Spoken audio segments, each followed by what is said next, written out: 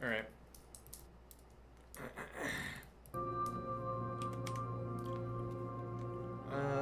Let's see. You are given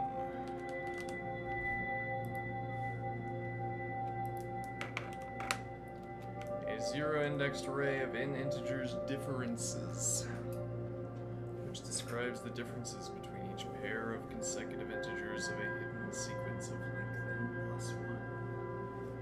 More formally, call the hidden sequence hidden. Then we have that differences I equals hidden I plus 1 minus hidden I. You are further given two integers lower and upper that describe the inclusive range of values lower and upper that this hidden sequence can contain. For instance, given the differences 1, negative 3, 4, lower 1, upper 6, the hidden sequence is a sequence of length 4, whose elements are in between 1 and 6 inclusive.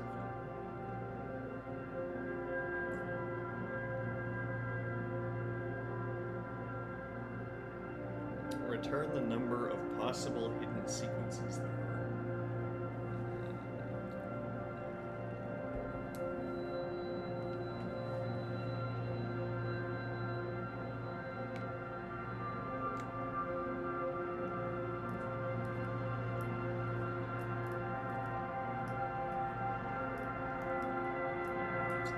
Yeah, I see a pattern here.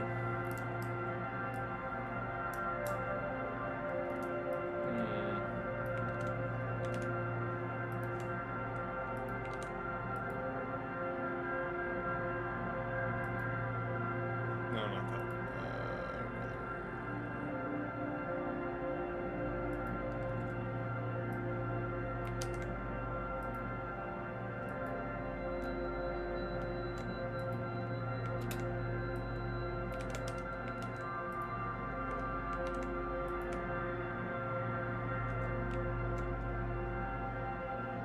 These horrible commas.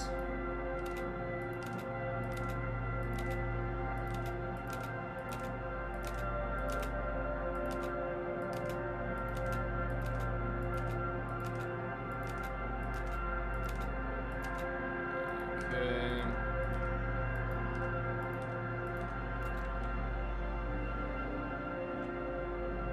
So negative 3, negative 2, negative 1, 0, 0, 1, 2, 3, negative 4, negative 3, negative 2, negative 1, 1, 2, 3, 4, 2, 3, 4, 5, 0, 2, 3.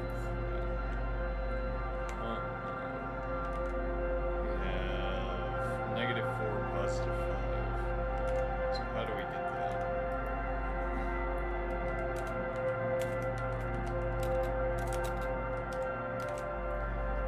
Okay.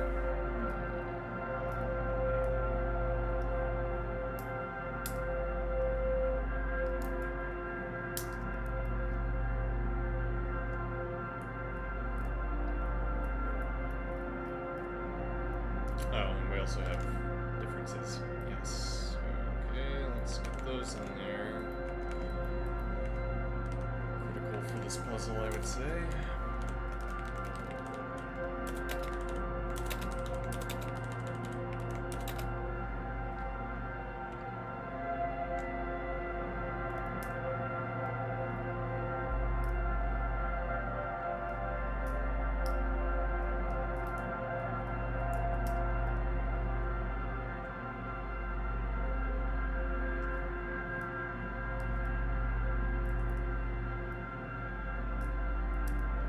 Okay, and then the point that you can't have negative 4 at the beginning.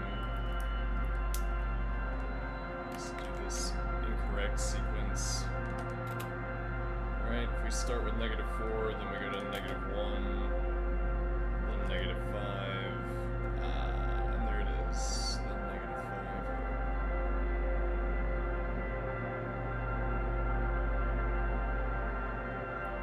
So if we run a fold left sum, no, that wouldn't be it.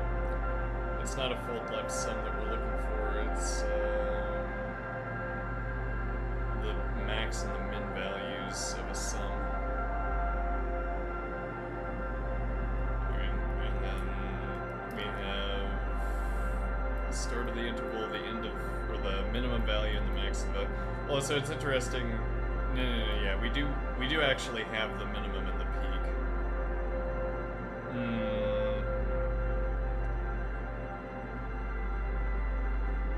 Well, we have the minimum here and the peak here. We don't have the minimum and the peak in any one sequence.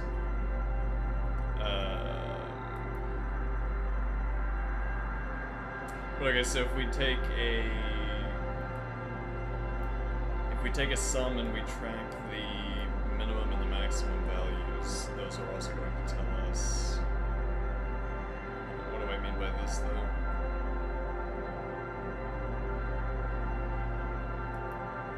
Right, well, we should bear in mind we don't have that data source. Nor do we have this.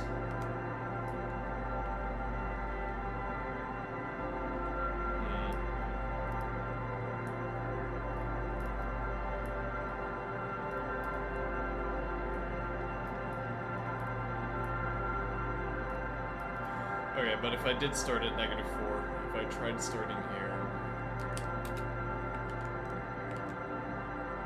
-4, and then we go to -1, and then we go to -5, which already violates our -4 condition. And then we go to 0, we go to 1.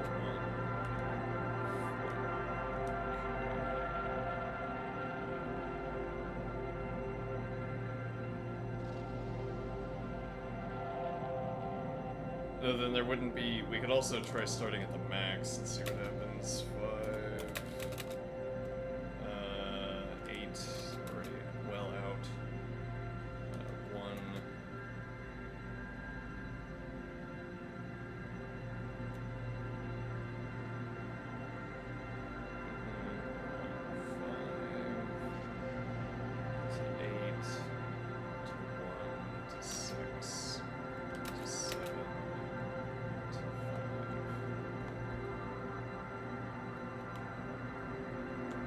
That's the sequence we would get incidentally if we continued.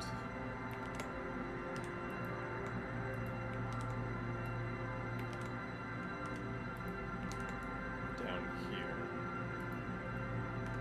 Where this next one would be. Yeah, I don't like this. I don't like this variable formatting to account for the negative sign. Which is why we should make negative sign a little hat that we put over the numbers.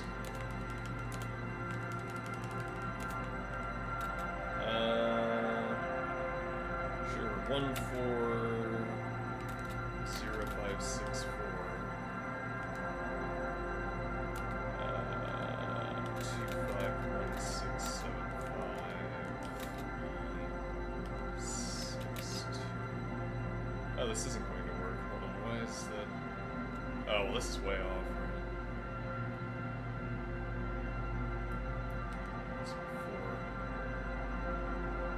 Just continue the sequence. 7, 8, 9. Yep, 7, 8, 6. 4, 7, 8, 7, 5, 8, would be the continuation.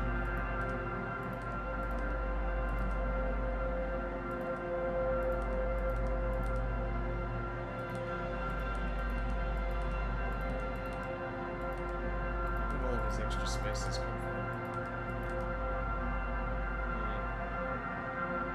Alright, so what does this tell me?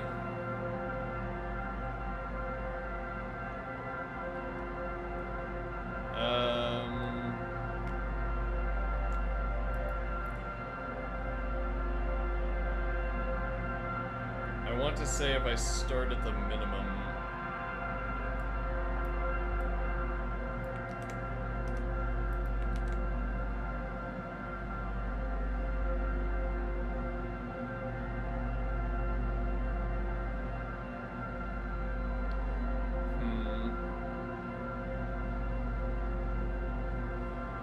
Also, we need to think about this, that these values are between, so actually now we need some spacing.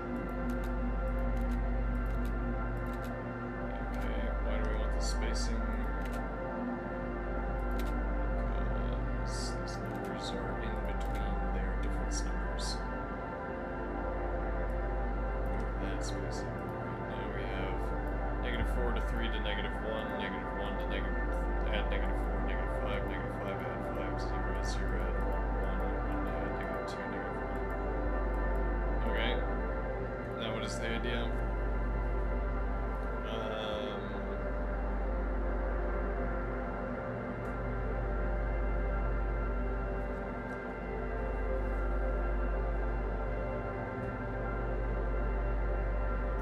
So I want to see if there's a way to add up this sequence and thereby...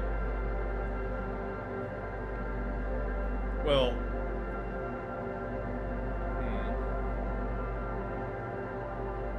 Yeah, it's like asking where was this maximally negative. So if I take this sequence again, then we have 3, -1, 4, 5, 3. Okay, which is... No, it's the differences between these differences.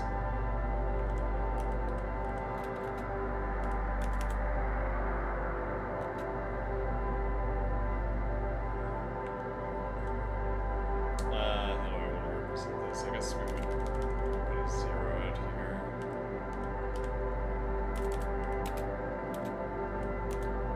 Yeah, these negative signs make all of this look so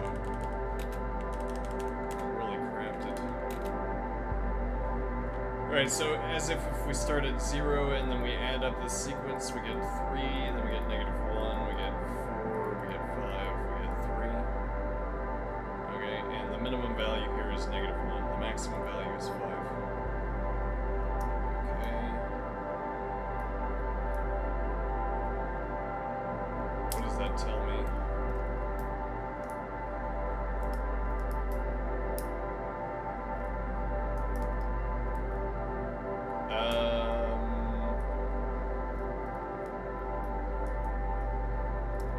Well, so if I lower the starting value from 0, we can lower down to -3, which is correct. We can lower down to -3 because when we add the maximally negative value, we get -1. When we arrive at the maximally negative position, it's -1 from the starting position. Alright, and we get to the maximum value, it's 5, which means we could not have a higher starting value. If this value had been 6, then the starting value couldn't be 0, it would have to be -1. Okay.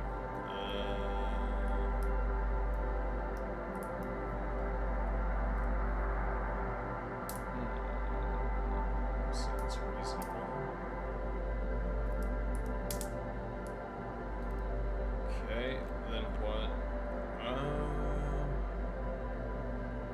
That's about it, right? We run the sum on the differences, we track the maximally negative value and the maximally positive value, and then that's a good start. We'll know what to do by the time we get there, I assume. Alright, so...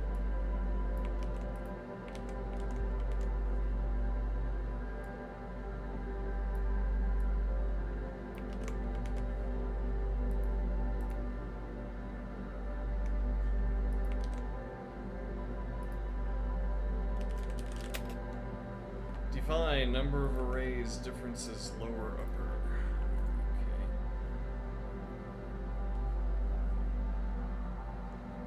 So...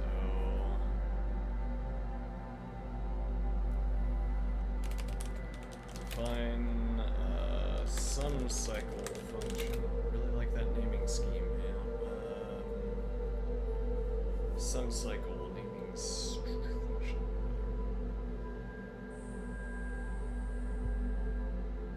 Okay, so we're going to have differences.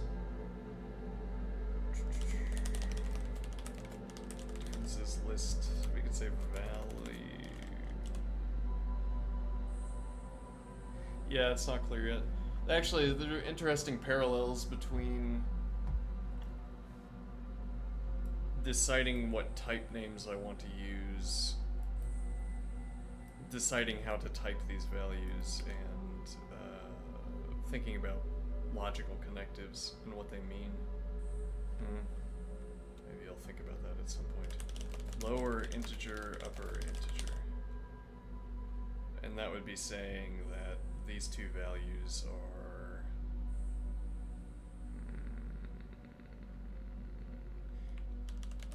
Why wouldn't I call these values? Particularly since upper and lower are bounding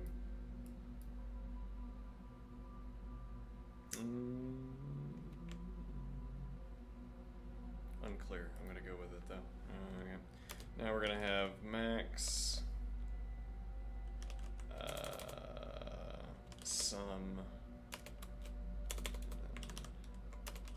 min sum maximum minimum maximum sum. Okay. Oh, and an accumulator. Okay, so if null differences list value, then we don't know yet. Otherwise, sum cycle function CDR differences list value. Wait, I don't need lower and upper integer. Indeed not. Okay.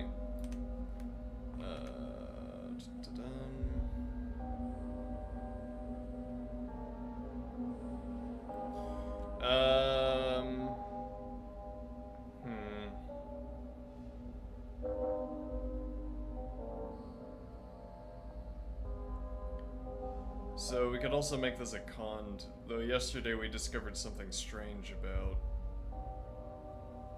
if statements. We might want to keep this if statement. Well, we can do some speed testing. But okay, why would we want this to be a cond?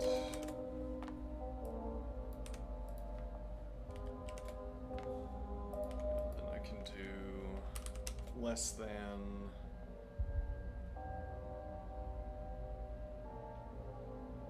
Let me think here.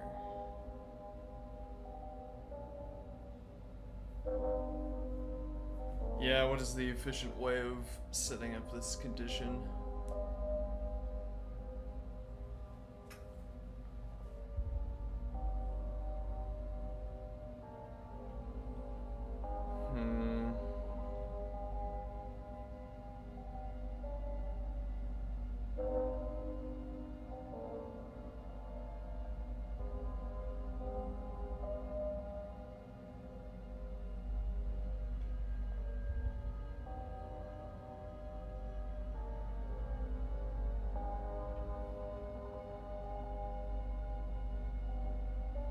Actually, I wonder if we can do... If I say less than minimum sum... This is a strange way of offsetting... let's see, less than accumulator sum,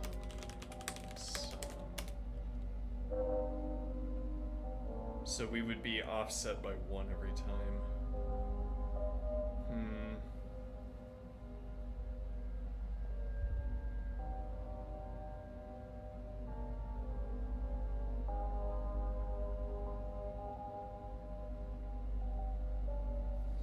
Type this up so I'm actually talking about something. So less than accumulator sum, minimum sum, then sum cycle function with CR differences list value,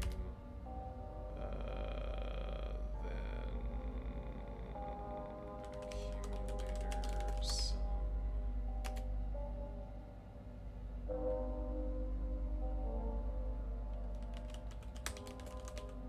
Actually, how long is the difference list? Yeah, I mean, you don't want to make this n squared just to get the, you know, Also, it can be quite long. Yeah. Okay. But otherwise, yeah, you could sort the,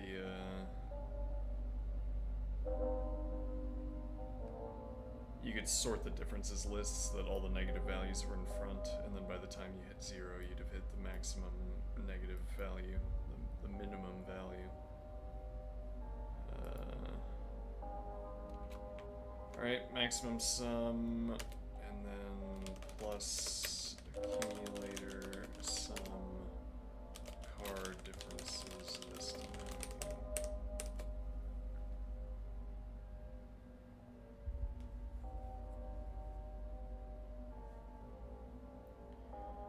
One thing we learned yesterday, quite confusing, is that the code, apparently the code that's under a null check like this can change the timings. I should have saved the evidence for that.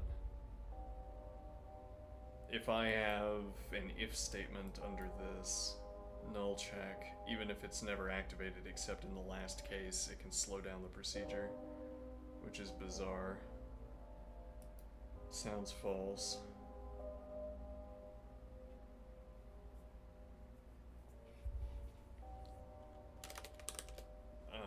Then greater than accumulator sum max. Sum, then run. Just copy that. Okay, and now this will be.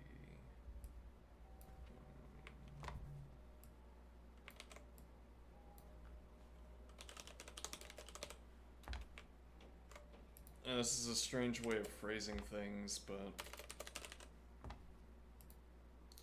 why would I phrase it like this?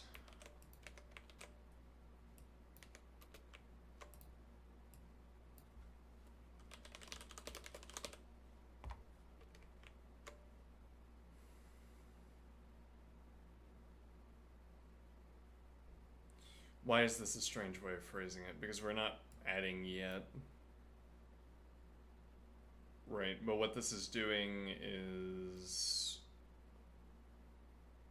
we're not using a let definition, which we would otherwise use to hold the sum of accumulator and car of differences.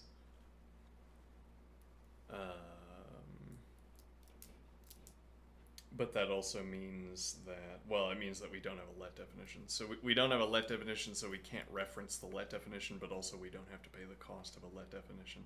We already have to pay the cost of holding on to the accumulator sum from one step to the next, and we're leveraging that to reduce the cost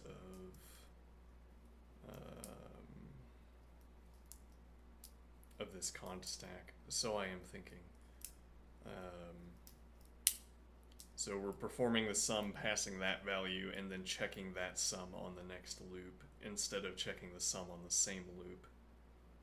And then, yeah, again, if I were checking the sum on the same loop, I'd either need the let definition, or I would need to perform the arithmetic repeatedly.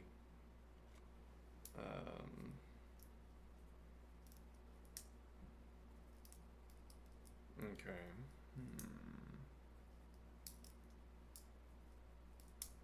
Now that I'm thinking about it, that seems right. Though this also means that you have to do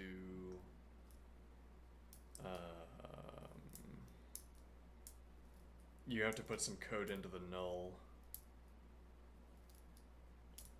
and I'm worried about that.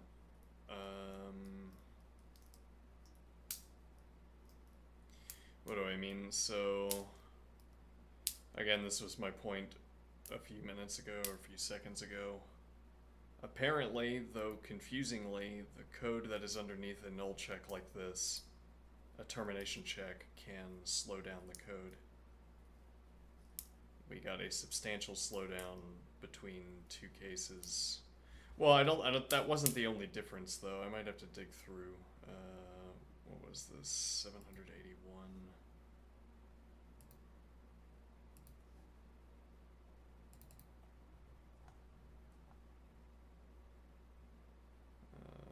Let's see. Yeah, these names are not what we would be needing.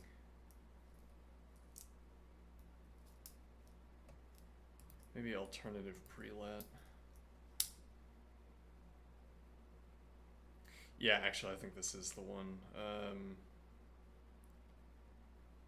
So, but it's not the case that this if check is the only difference. But okay, this is the example that I was talking about.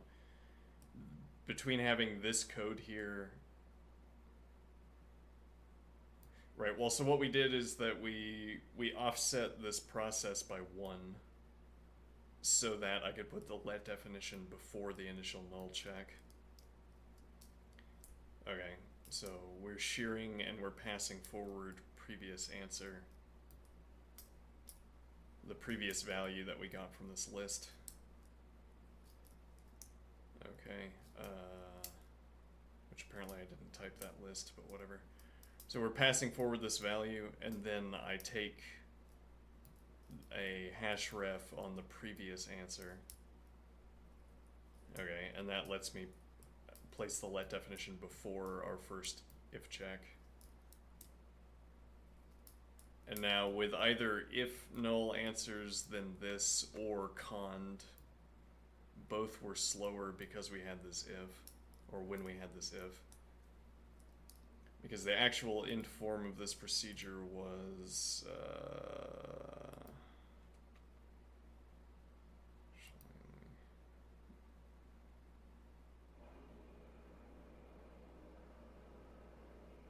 okay, is that actually,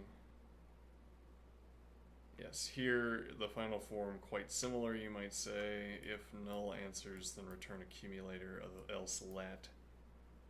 And this was something like 25 or 30% faster than passing forward previous answer, running the let definition beforehand, and having an if expression.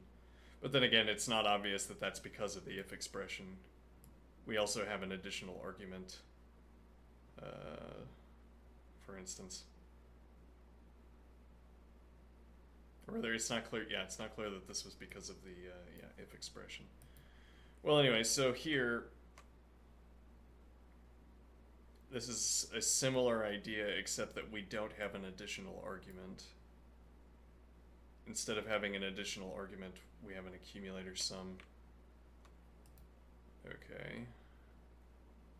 So hopefully that's going to offset the costs. But we can also, it's interesting, these have been really easy to test. These problems have been really easy to speed test. So we've been able to run a lot of tests, get in the fastest. Actually, speaking of which, I might edit yesterday's submitted solution because this was substantially faster than the one we initially submitted. This was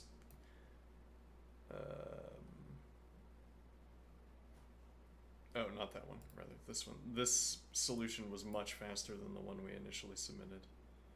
I don't want to have bad answers submitted. But anyway, so what are we doing with this null check? Well, so we want, well, yeah, and this is a little bit ugly because we have to ask whether the accumulator sum is less than minimum or greater than maximum. In effect, we need to put in another if check. Now, actually, I could pass to another function that does this.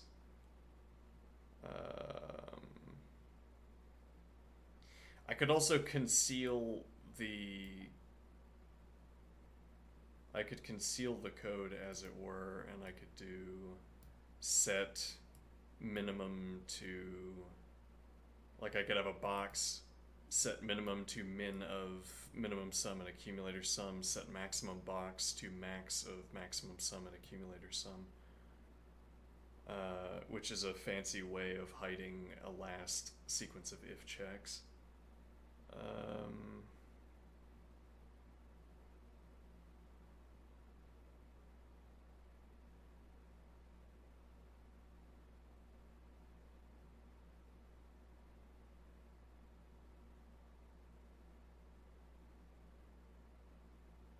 Yeah, fancifully I'm imagining splitting the sum cycle into two functions. Or three. Huh. Splitting this into three functions, and the idea would be that if we just got accumulator sum is less than minimum sum, then we go to the minimum sum case. And now we ask if the number is negative. Interesting.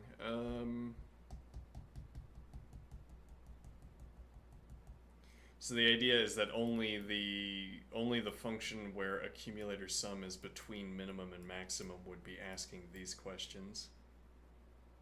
If I'm in the minimum sum function, I would ask if the number is negative, and then I would add it to the accumulator, pass back to minimum sum, and then I only have to update the accumulator sum value, or rather, yeah, I only have to update minimum sum when I get a positive value. That's interesting.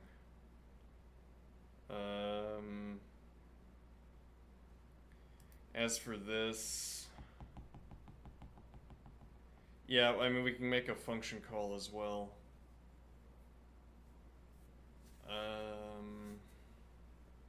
lot of things we could test here. Well, when that practically means we should be typing, right? Okay, so we have our sum cycle. What do we actually want to do with that?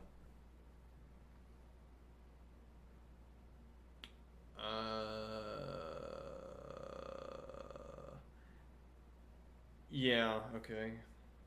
So if we go back to our notes,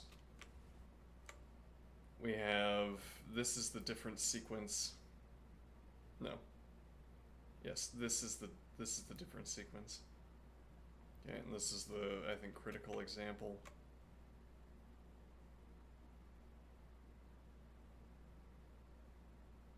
Yeah, but actually, how do we use this?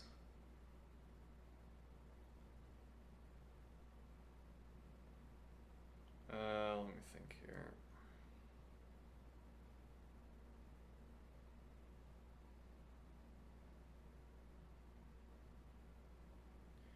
Right, so the point would be that this would be the minimum of our sum, and this would be the maximum of our sum. Okay. And now this is 3 greater than the lower bound, which means we had room for starting with a low, we had room to start our sequence with up to 3 lower. Okay, so that's 3 in that direction, and then including,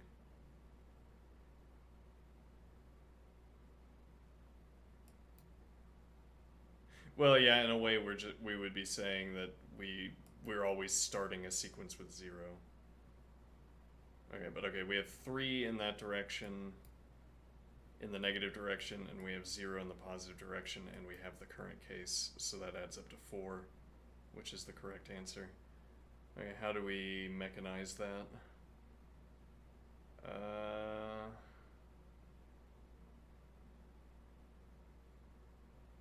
Notably, if this had been 4, we could have gone one higher. If this had been 6, then this case would be disqualified.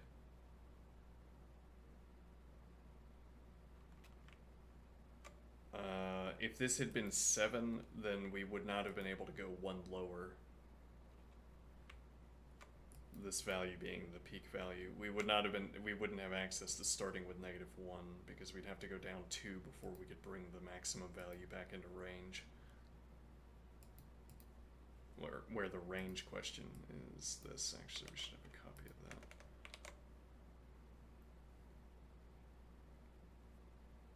So again, if this had been 7, then we could not have started with -1, because that wouldn't bring this maximum value back into the range of -4 to 5. Okay.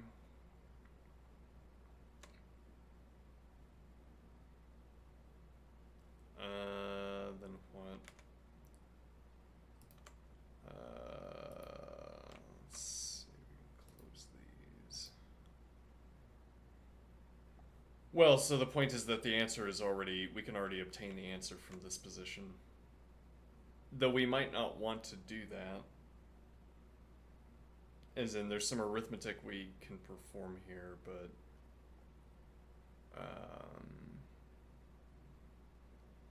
maybe we don't want to perform it here. But let's figure out what the arithmetic is exactly. So,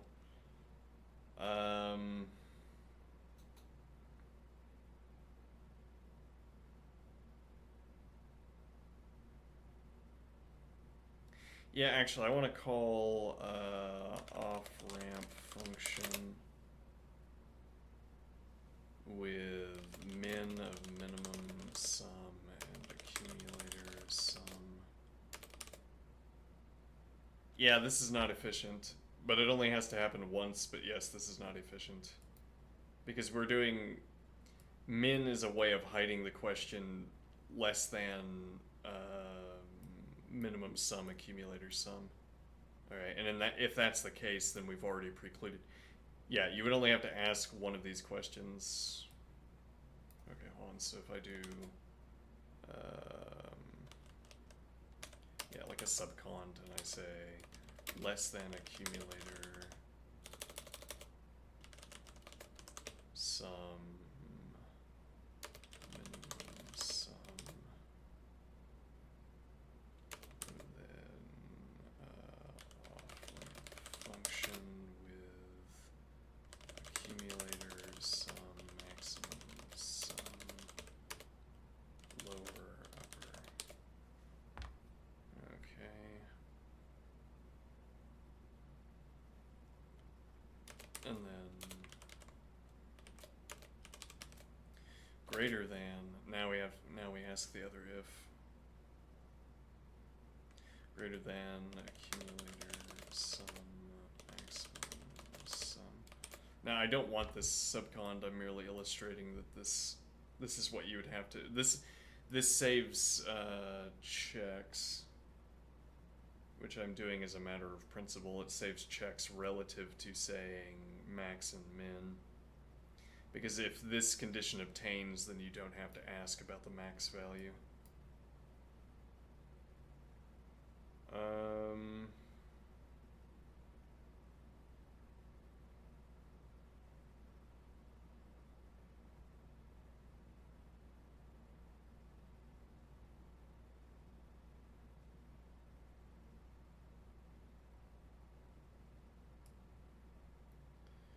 Yeah, this is the kind of indecision that that really slows us down.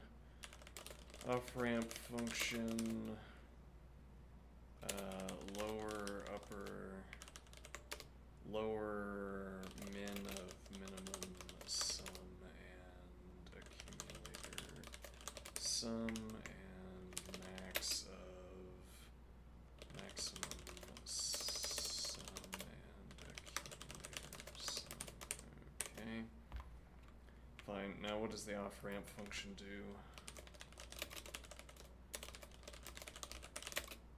So now we're going to have lower minimum sum integer, upper integer maximum sum. Okay.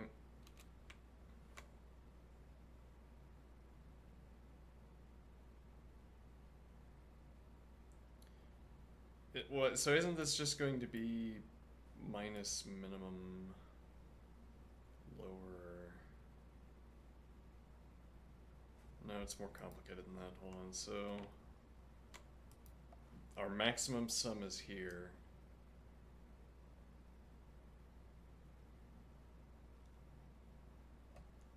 If this is greater than 5, we have to preclude this case. If this maximum sum is greater than the upper end, we have to preclude this case, but we also have to preclude any map -1 cases, map sub-1 cases.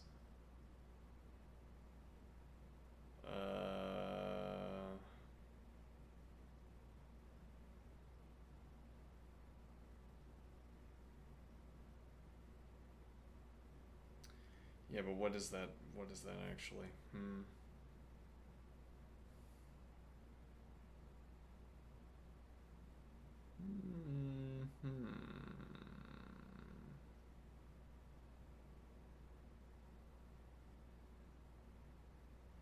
Can I do, well, so we might perform arithmetic and say that if the number is less than or equal to 0,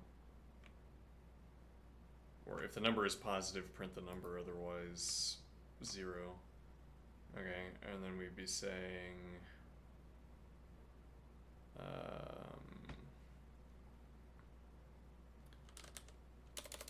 plus minus upper integer maximum sum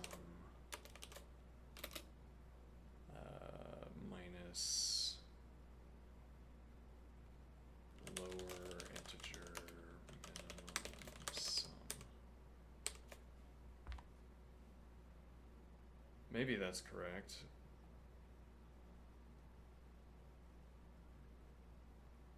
In which case we could put that arithmetic here.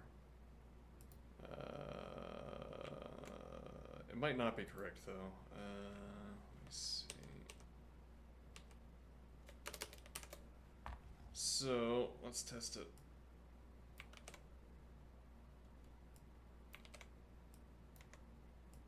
Okay, so this current example we've been looking at, -4, 5. Nope. Here, and this is the list of differences.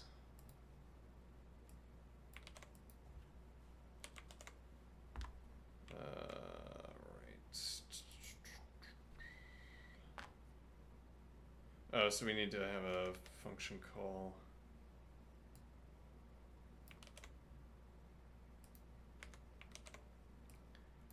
Alright, so how do we make this line up? This needs to be -inf. This needs to be positive inf.0. I don't guess that somehow propagates float status if I do max no, if I do, yeah, okay, max of 5 and -inf.0. Okay.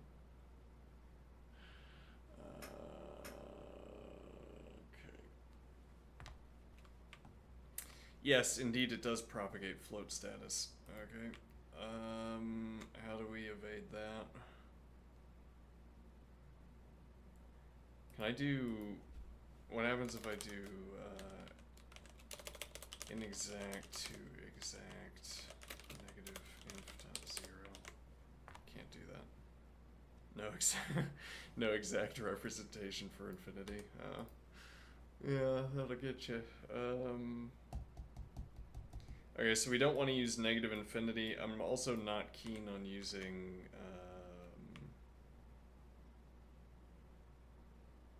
-10 to the 5th, but I guess we can do that. Alright, so what is -10 to the 5th? That's -100,000, right? Yeah, okay.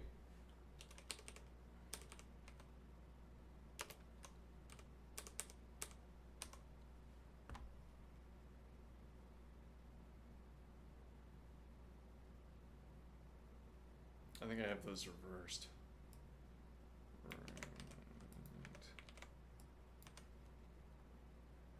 Okay.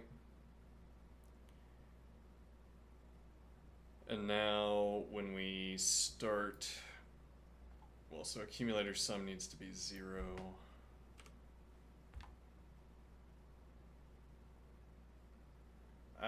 That doesn't work so well, does it? What do I mean?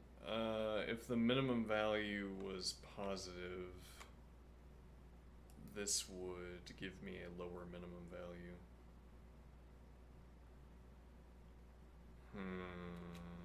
How do I make this work?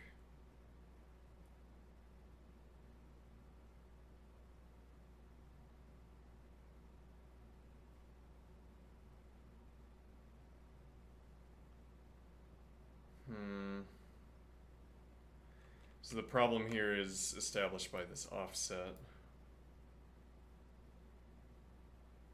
where... Oh, well, it's not actually, no. What we would do is, this will be CDR differences. This will be car differences. And then, yeah, we pass forward these two values, and then we will let minimum on the next. Oh, that's actually a problem, isn't it? Yeah, there's a kind of, there's some horrible edge case here where we get punished for. Right. Well, we have an ordering to our cons. So if you had, so less than accumulator sum, minimum sum, if you had a monotonically decreasing list so that every term in the differences list was less than the preceding term, you would never update the maximum value and it would stay at -100,001. So actually the way around this, I think, is this and this. And now we get a wasted first check, but there's not really a way around that.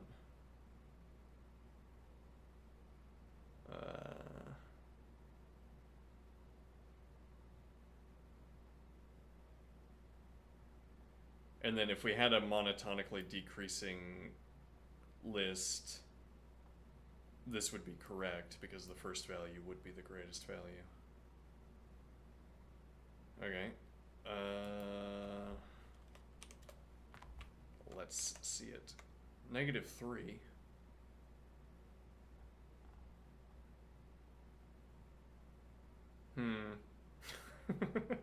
No.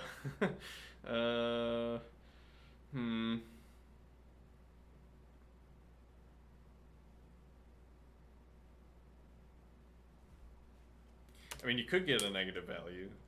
Yeah. Display minimum sum. Display minimum sum.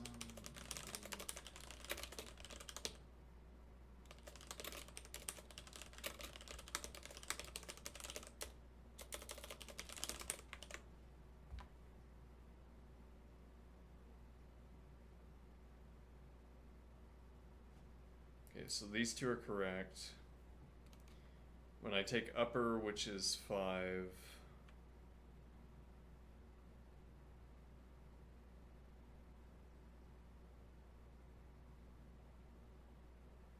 and I subtract 5 from it, I get 0. When I take lower integer, which is -4,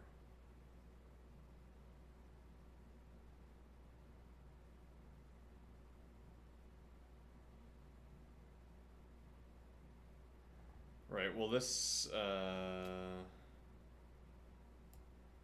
yeah, we're doing a little bit of guessing and checking here. That gives us 3, and then we say add 1. Well, yeah, because we said we could go 3 more negative because the gap between -4 and -1 is 3, and then we have this current case. Though I'm a little bit suspicious of that.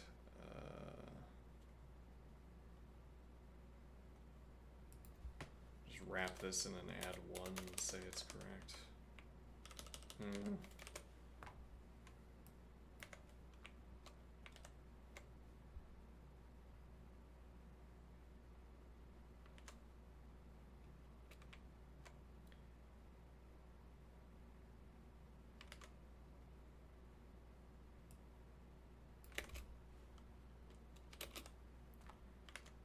Alright, 1, 6. 2 is the correct value. Oh, let's see. Let arithmetic integer, if negative arithmetic integer, then 0, otherwise arithmetic integer. Okay. Yeah, I'm struggling to struggling to understand this.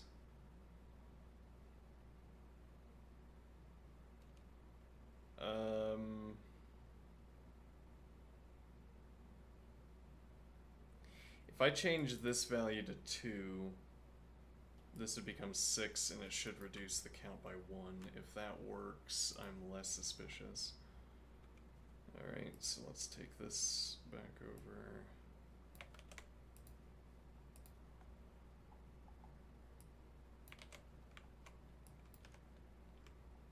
And this is -4. Reduce the count by 1 as anticipated. If I do it again, it'll reduce the count again. Alright.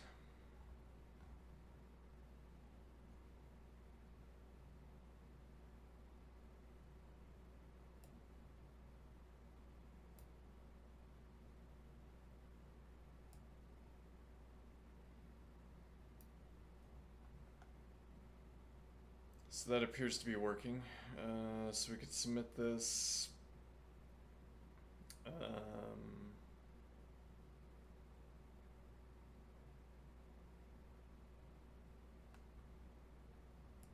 And then we could start working on variants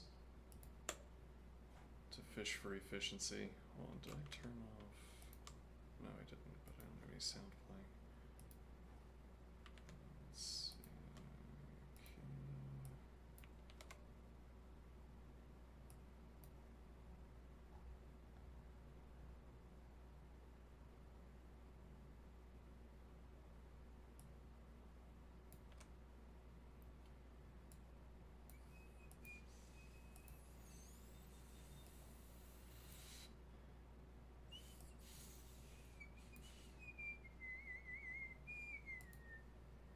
Yeah, we could do our own speed tests easily.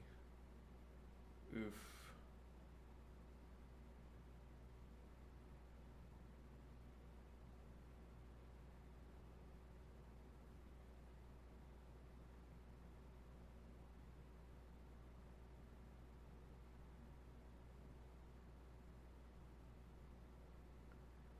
$73 out of 86 cases, so I guess this is some kind of edge case.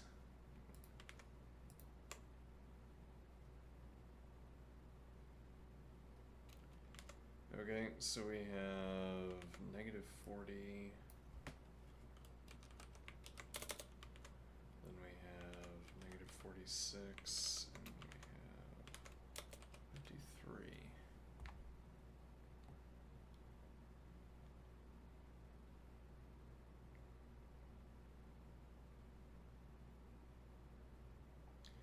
Okay, so we pass forward car of differences, which is -40. Car of differences, car of differences. Okay, and then we have null. Alright, so now we have immediately null differences. Then we passed off ramp.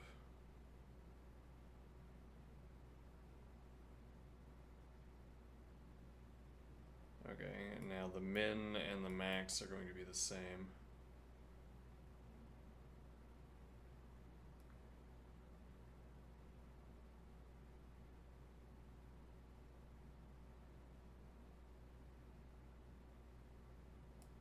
Minus upper integer, which is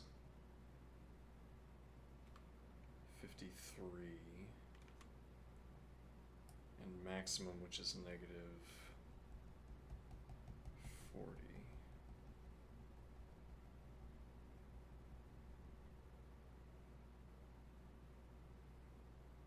Hold on, how did this...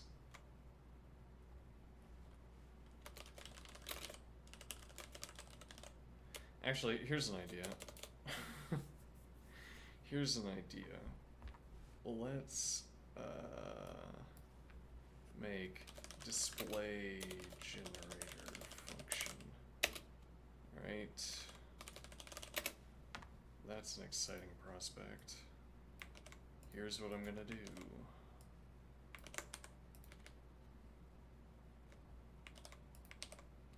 Display generator function, we're gonna have dot args. Okay.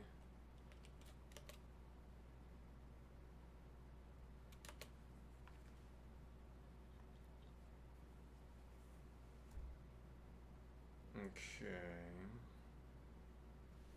And now what we want to do is /list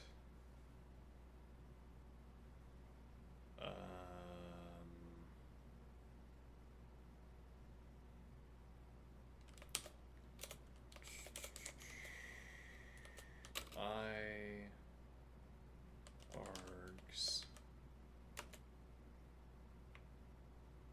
Okay, we're gonna have to look that.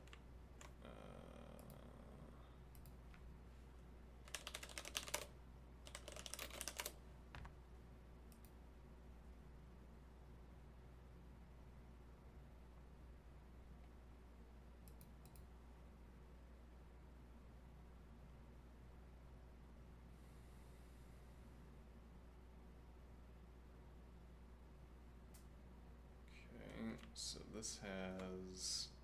Okay, so we need to double wrap this because it's one out of what could have been several. All right, for I args. Then what do we want? Let's see. We want.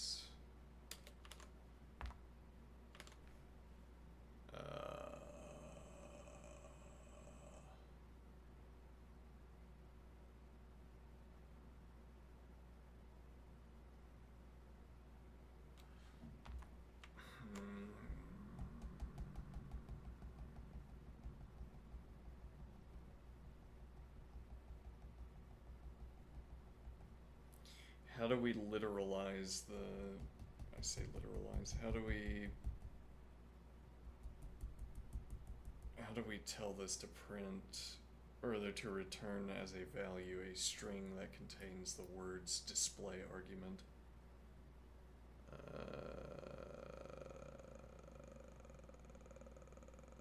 Well, I could do let strung I string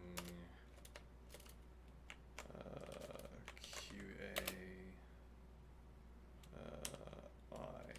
Okay, and now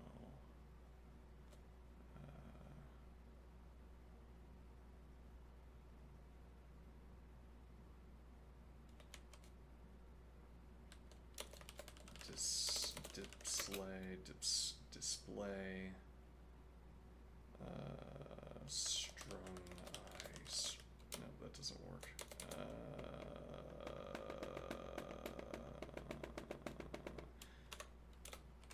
We need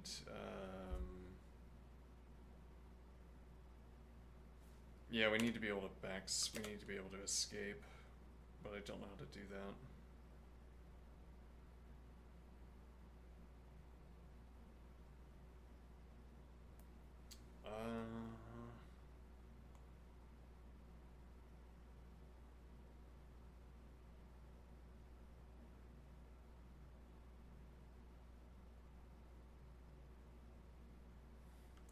Okay, I could do list display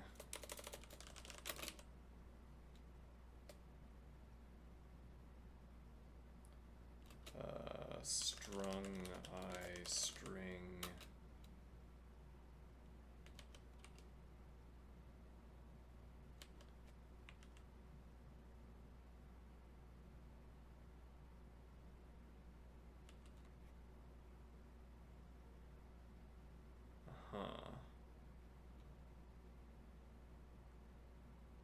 and then we could do const. I'm not sure this is going to work actually, but sure. List display strung I string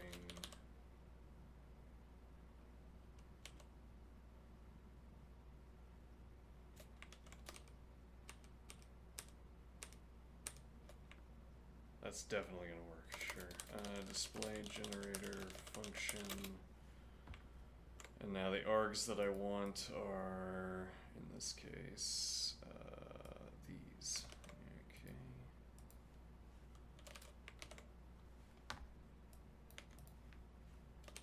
Go. Oh no.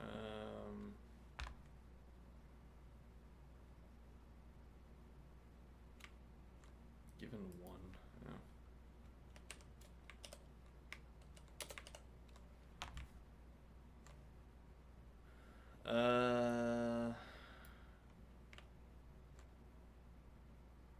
No, that's not quite what we were looking for.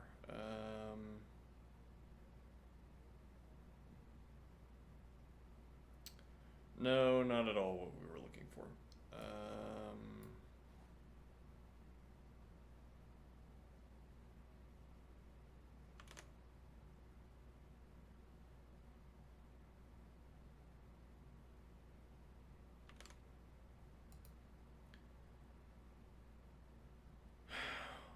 Let me see.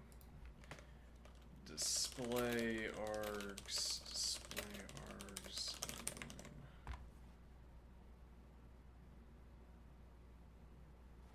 Okay, so if I do cars, because they're already in a list, right? Okay, that's still not going to work, but it'll be closer. Alright.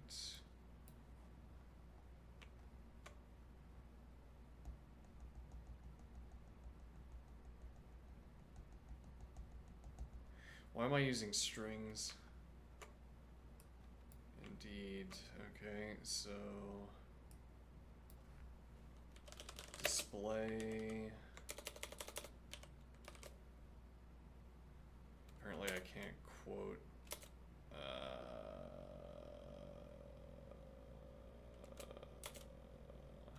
Okay, what happens if I do this?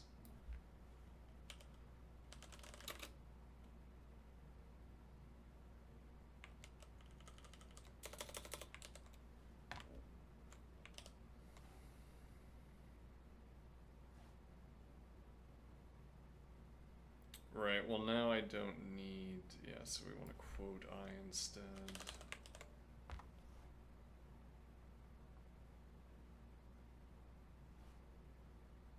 Oh, quote,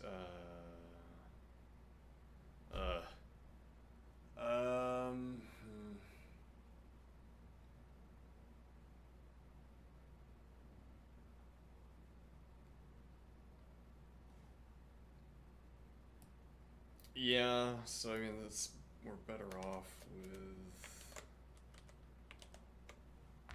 this.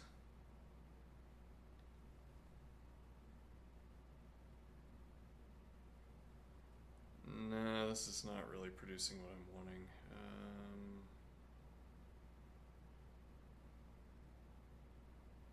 Well, actually, this does produce exactly what I want, interestingly.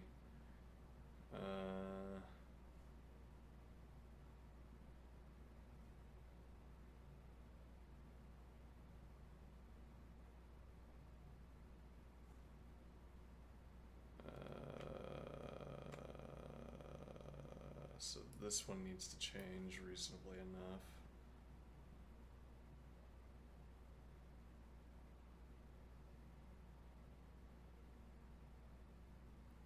Actually, could I have done...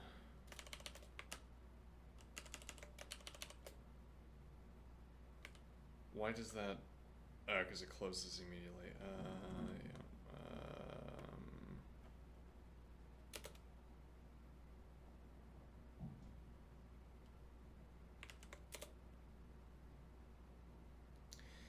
Yeah, but then I can't...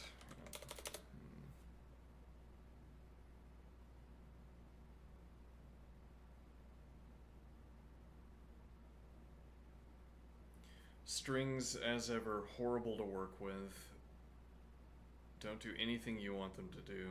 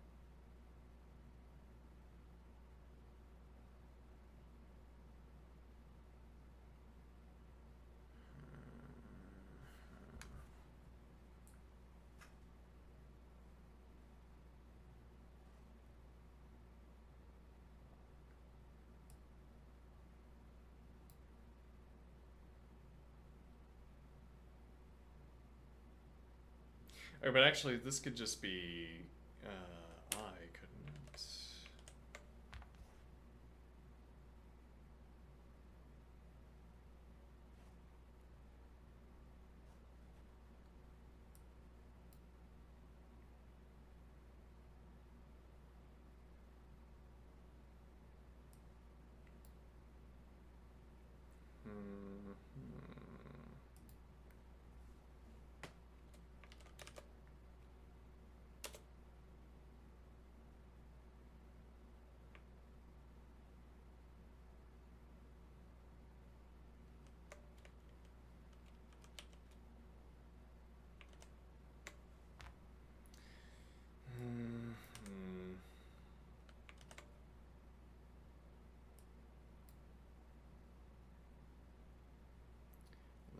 horrible formatting for no reason.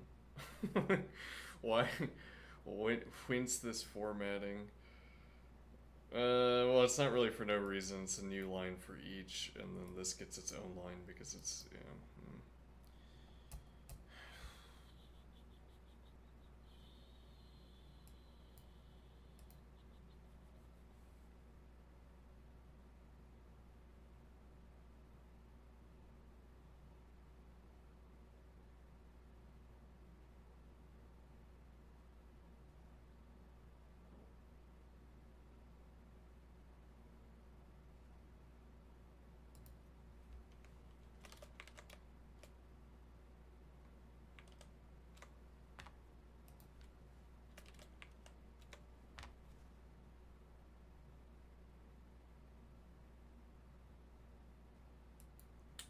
Almost.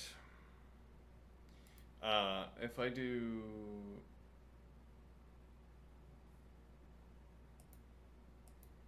Hold on.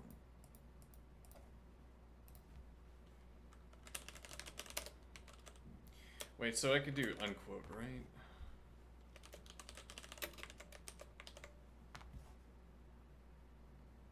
No. Why doesn't unquoting unquote? Why doesn't it do the thing that it says it's doing?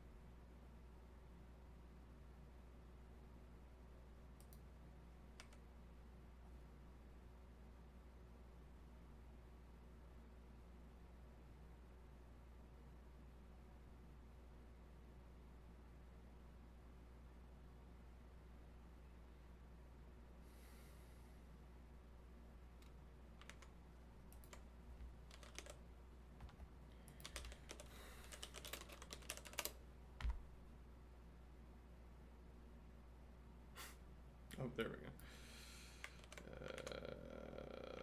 I assume that does the same. Yeah.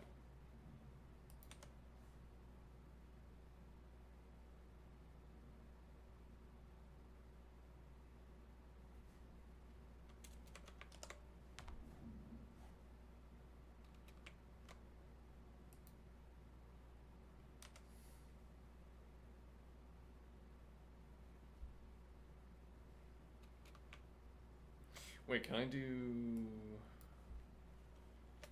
list display I? Almost.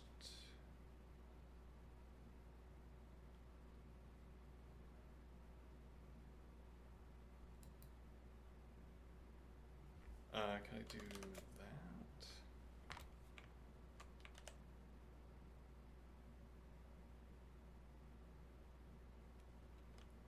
What?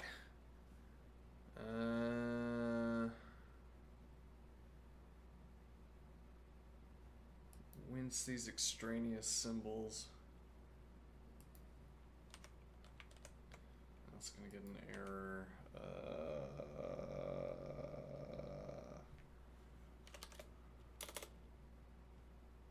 Why does it?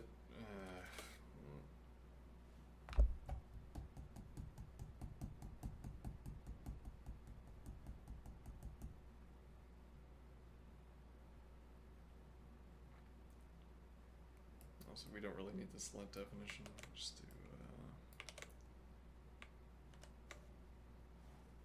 Yeah. Okay.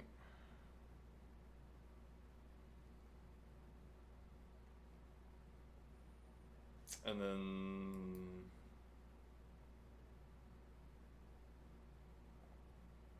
Yeah, I think we can get rid of the dovetail notation, get rid of this car. So we'll just copy and paste the arguments anyway.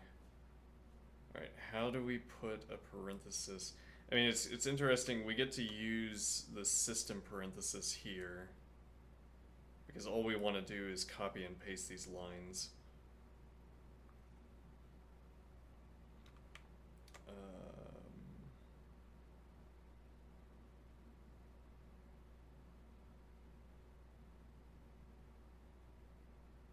This would be a big improvement on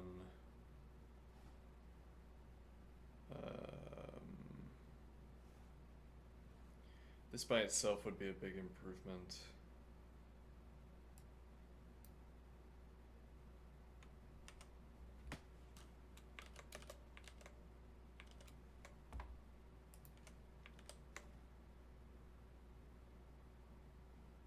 Uh-huh.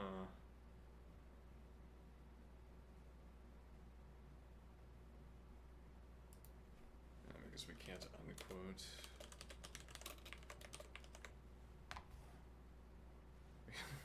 Because unquote puts a comma in. That's the use of the unquote command. Okay, let's see. And then we can't escape a paren, an open paren here. Because that does whatever this is. If I put a space, nope.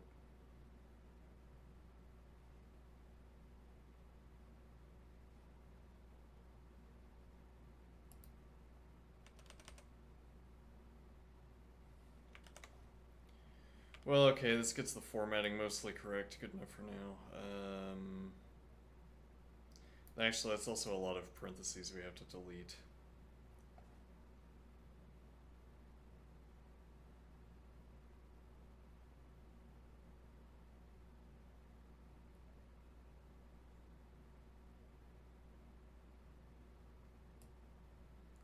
What if I did... No, that's just going to put a dot in between. It's not going to change, yeah.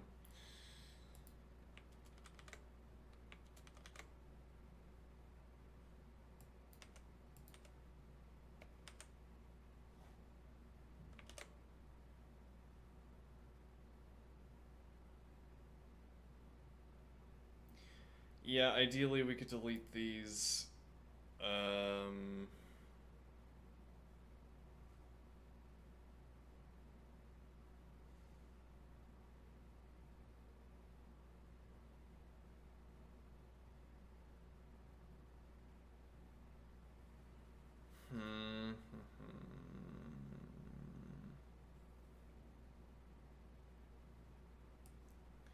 Alright, I guess we'll play with this.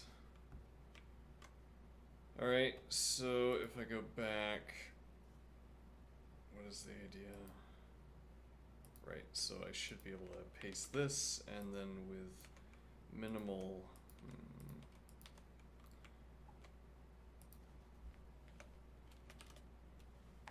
Yeah...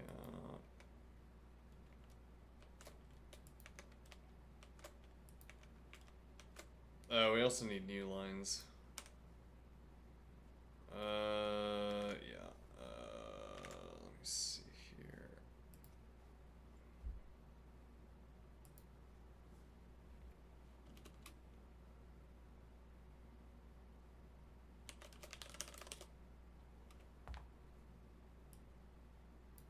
Actually, I wonder if I could...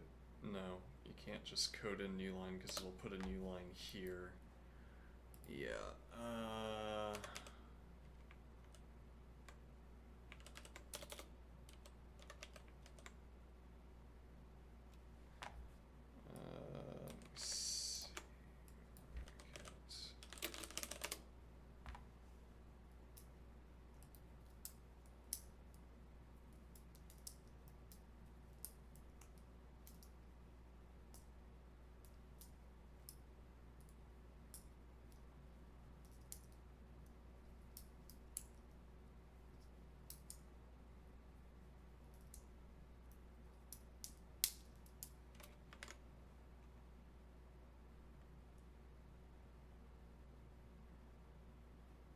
Hold on, how does... If I do display...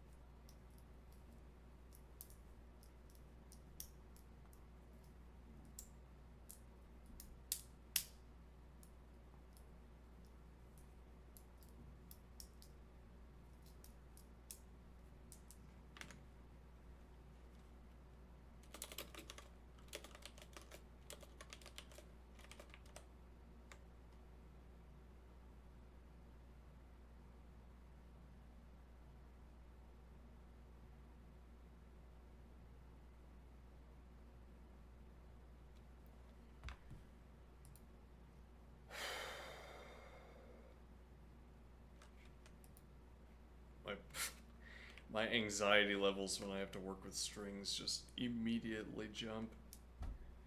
Everything fails.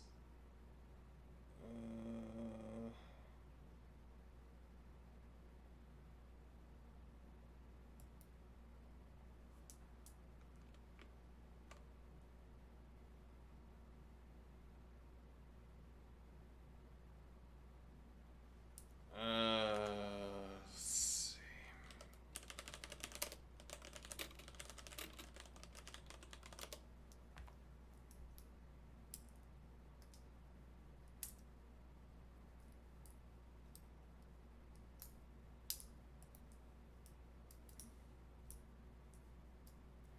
Yeah, but you can't quote parentheses.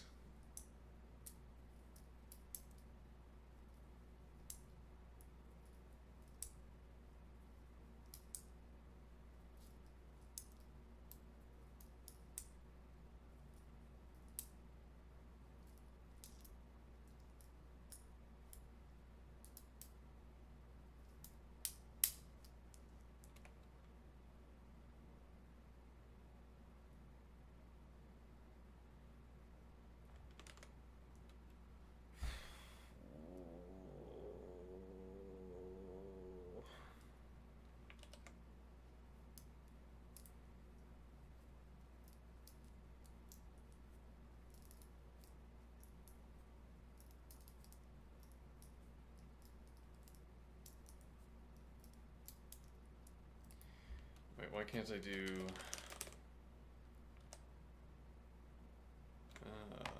okay. Though actually that would be down here.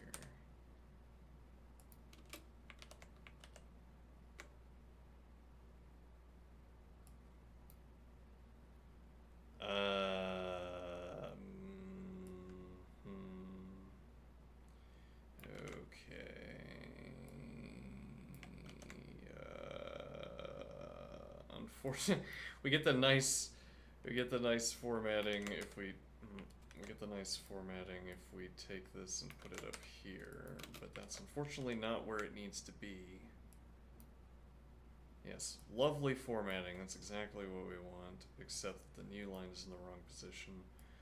Oh, and so you say, oh, that's not a problem, we just move the new line down here, and, nope, now it's gonna look like this. Okay.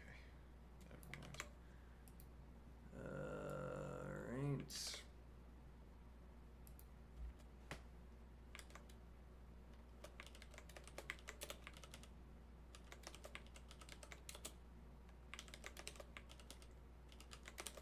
Well, that's kind of horrible to work with, but...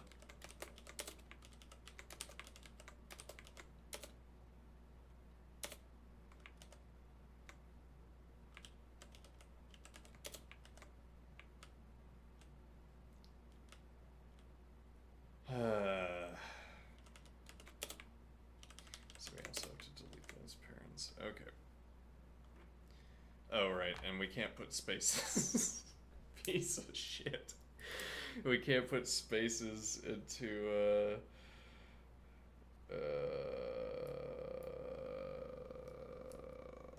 we can't put spaces where we need them to be because this doesn't support that. Yeah.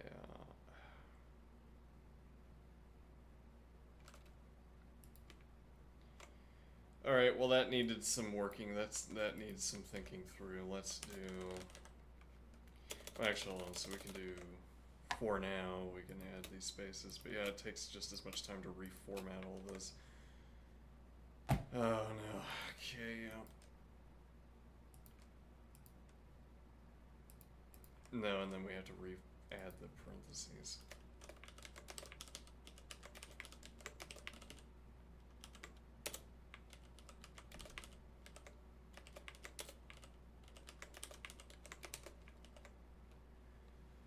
Ah, what did I miss? What did I miss?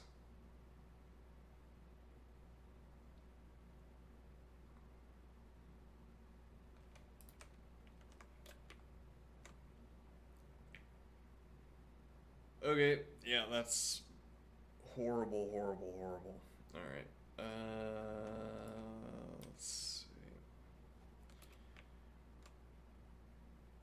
So, now, what are we supposed to be doing?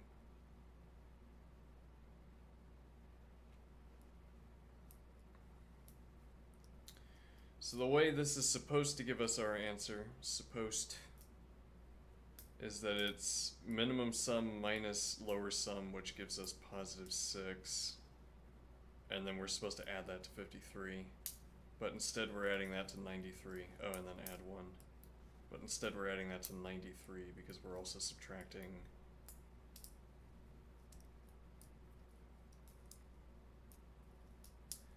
Alright. Okay, so it's the image that works here is that we have a larger interval and we have a smaller interval. Okay.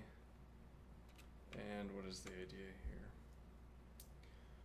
This is what struck me. Can we string this observation together? We have a larger interval and we have a smaller interval. Okay.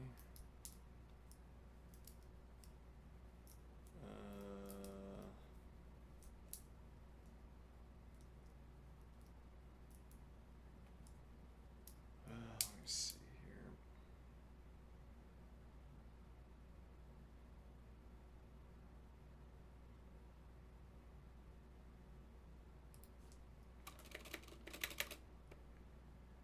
Okay, so we have a lower bound that's outside of range. We have to raise that until it's inside of range.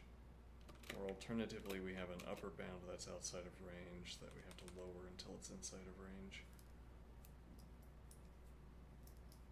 Okay, but what does that mean mechanically for the purposes of this problem?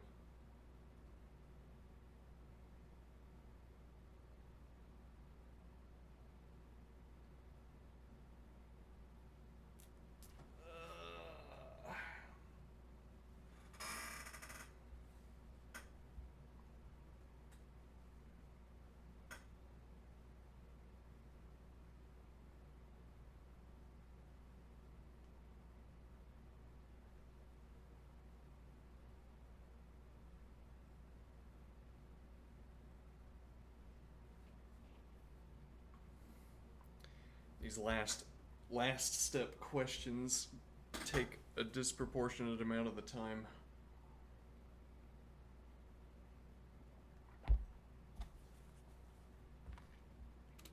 So what is our thought process here again? We have an upper bound.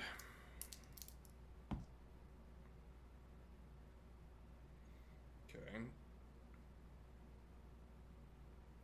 We have an upper bound,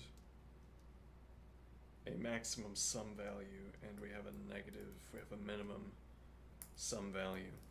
Okay. Now, the idea is that this is the smaller gap between the maximum and the minor. It doesn't have to be smaller, though. Right.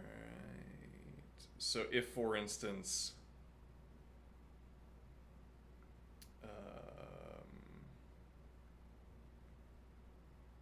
no, I'm not, I still don't have the image. Let me think here. This is our maximum value. Okay.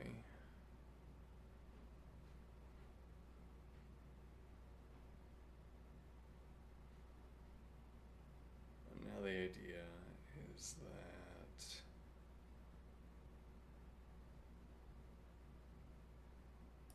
if this is outside of the range, if this is 6, that means we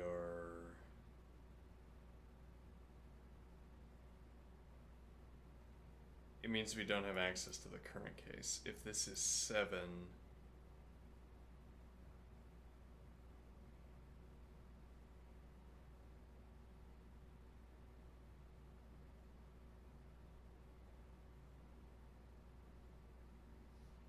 it's like saying we'd have to, if this is 6, we'd have to start at -1. If this is 7, we'd have to start at -2. Okay, and if this is 8, -3. If this is 9, we'd have to start at -4.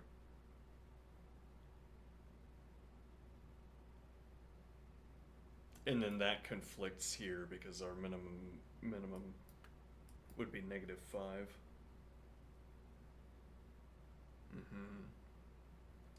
How do we rephrase that observation into arithmetic?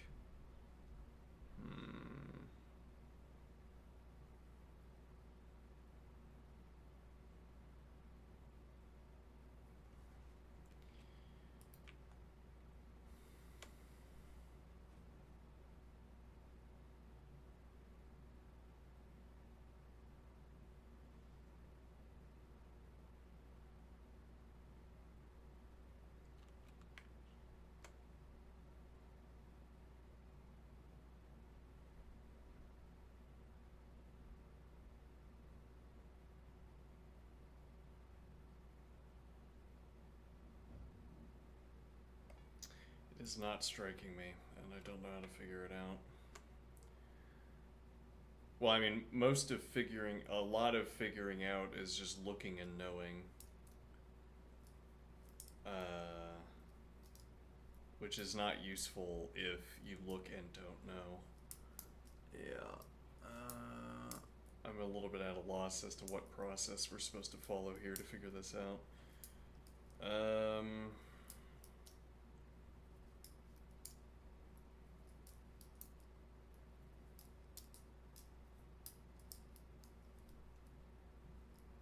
What was different about this case that made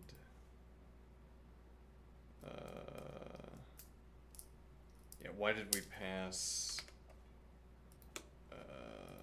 73 out of 86 cases before encountering a problem?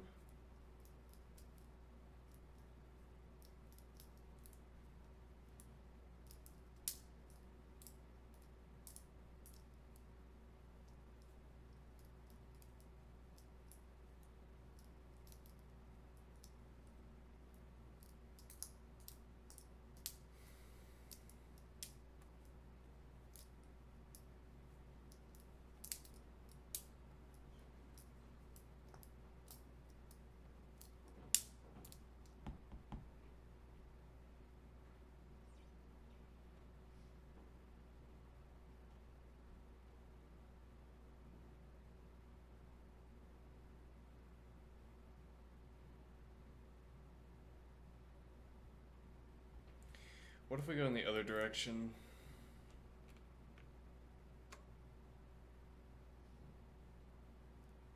So that this is 4.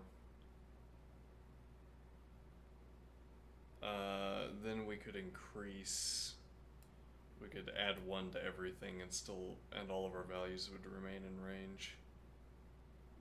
Okay. Which is not descriptive of this case where the maximum value is -40.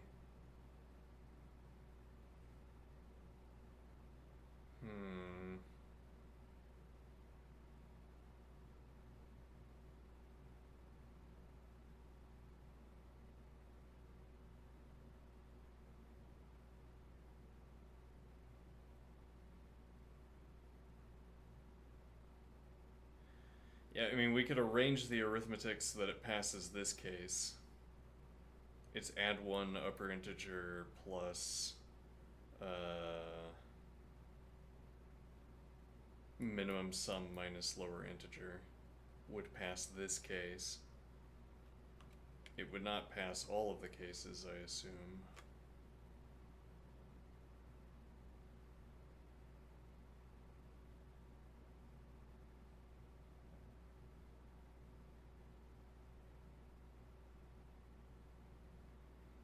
This might be if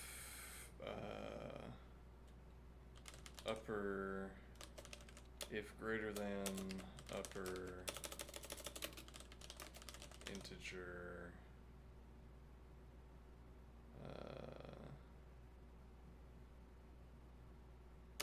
maximum sum, then this term, otherwise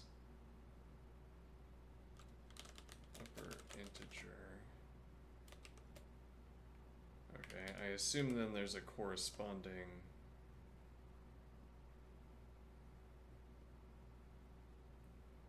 Rather, flip those.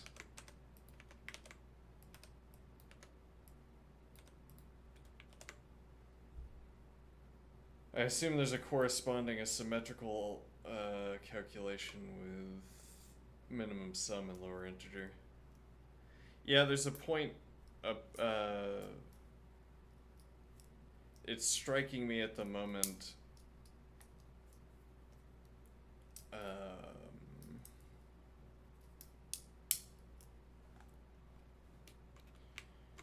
I feel like I've developed a good practice of math, but I'm still at the whim of, I don't know, the whim of seeing and knowing. Like at some point you just hit the ground and it's seeing and knowing. Kind of a distressing recognition about this practice of math.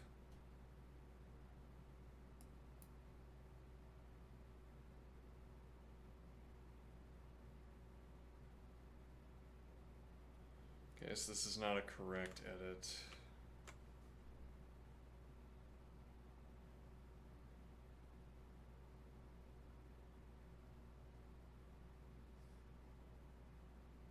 Nor is it clear why this would be the correct edit. Yeah, well, I mean, it's not part of the practice of math to start guessing and checking when you can't figure it out, though.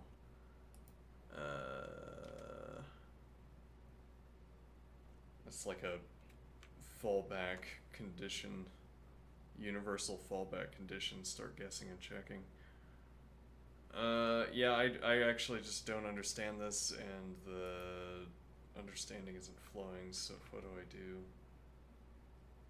Well, actually, ideally we could check somebody else's answer and just steal it.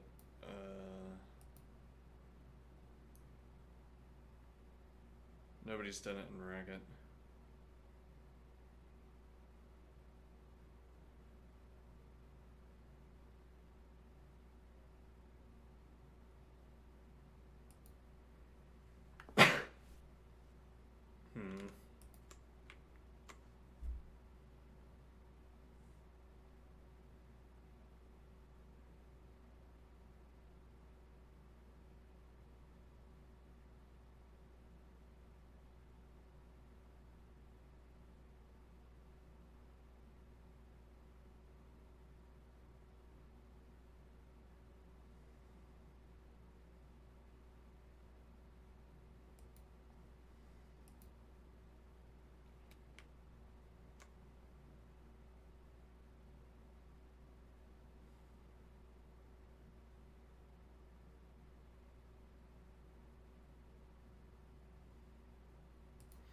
So let's bring that back and do.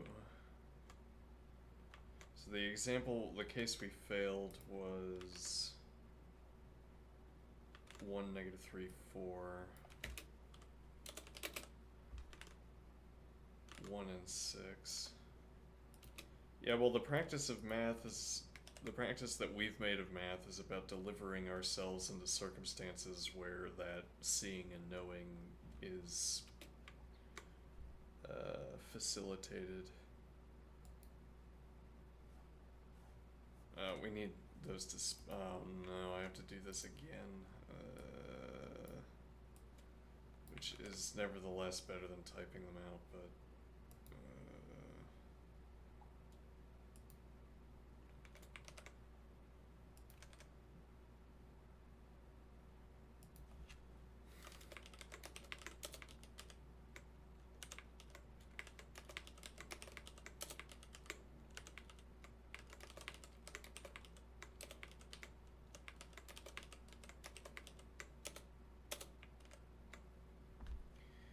Yeah.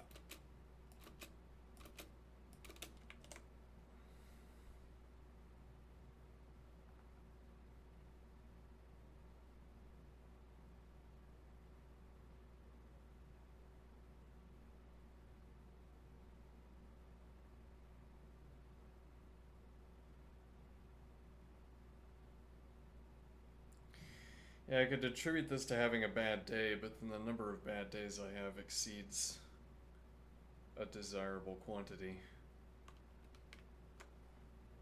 Um...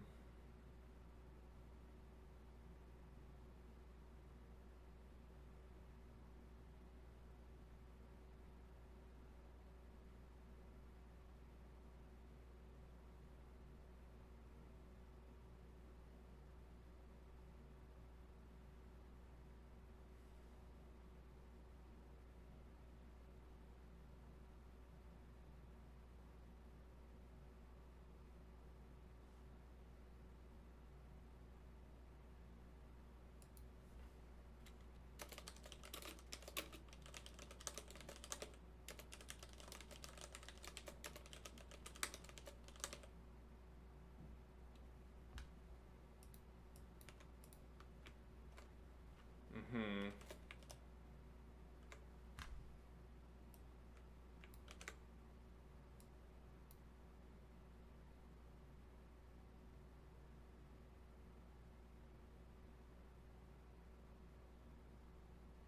What?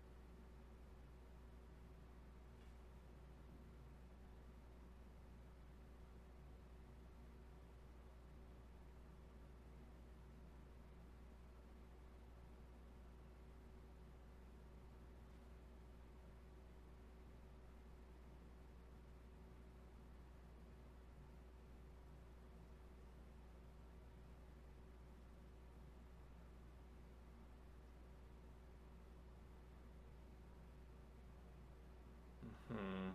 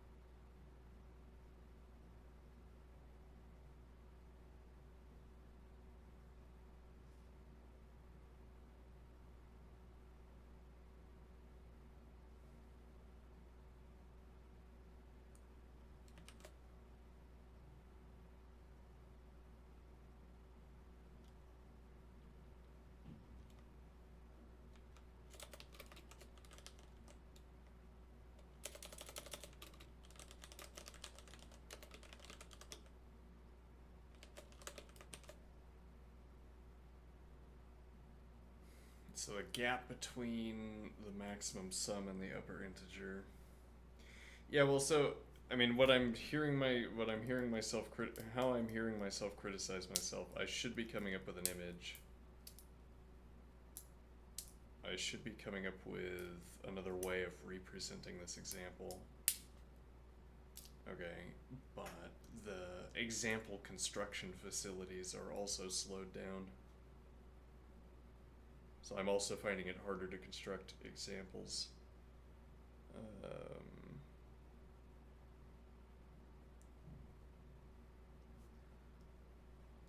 I should also have exercised by now. Yeah. But I think so. If we say there's a gap between the upper integer and the maximum sum, okay, so this covers that gap. This is the amount that we could increase the starting value.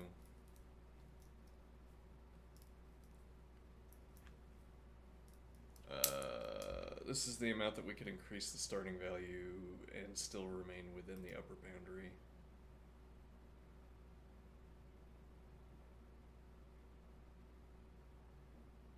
Okay.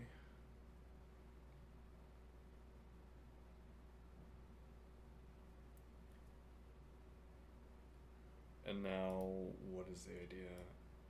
So we want to add to this the gap between the upper and the lower boundary.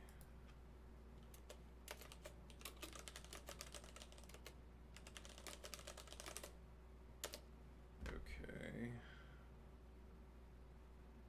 Incidentally, we don't gain much or anything from passing lower and upper because we'd have to sit on these regardless. And so we might as well not pass these arguments, but we can fix that afterward. Alright, so this is the gap between upper and lower. Alright, and now the point is that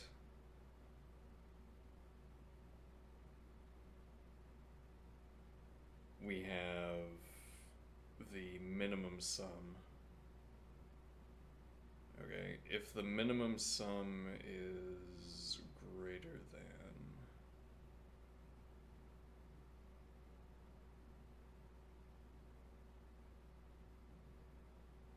Well, if the minimum sum is less than...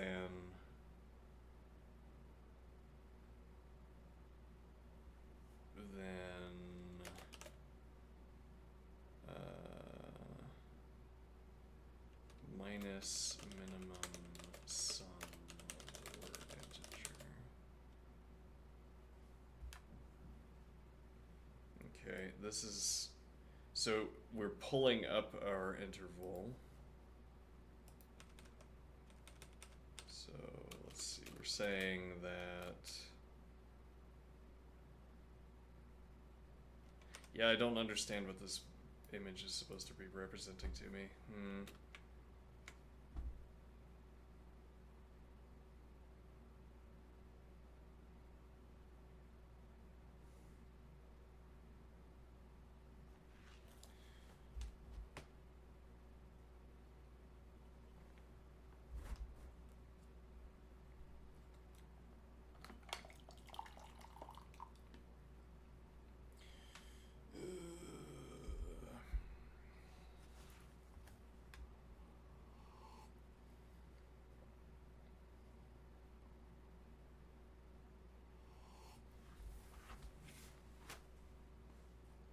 My sleep was really low quality last night. I got stuck into a loop of visualizing the biconditional and the conditional connectives.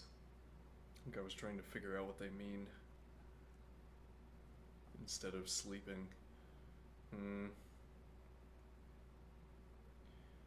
Okay, so this is the gap between upper integer and maximum in the case where the maximum sum is less than the upper integer. Okay, we could try to force ourselves to understand this image or alternatively adjust it until we understand it. Why would we have a smaller interval? Why would it need to be smaller? Yeah, okay, so what if we have this? They're the same interval. Okay. And now we'll say this is upper and this is lower. Okay, we'll say this is minimum sum. Okay, and this is maximum sum. Okay, now if these were all the same,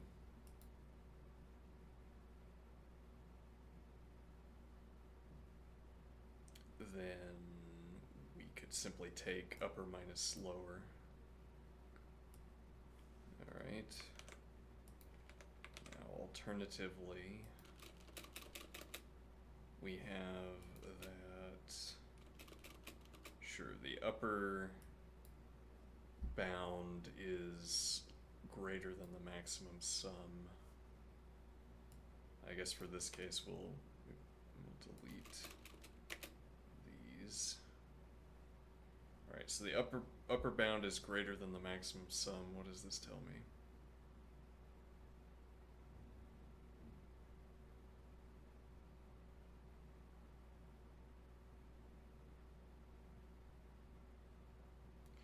Seemingly it tells me that we could have increased the starting value without pushing the maximum sum outside of the boundary. So then we would still take upper minus lower. And it's the same idea if we move over here instead, we would take upper minus lower. Alright.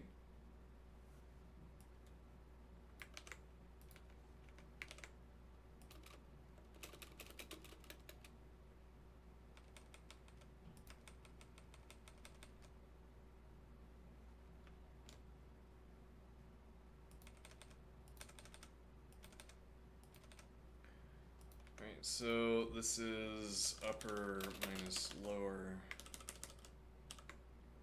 This is also upper minus lower, and this is also upper minus lower. Alright, now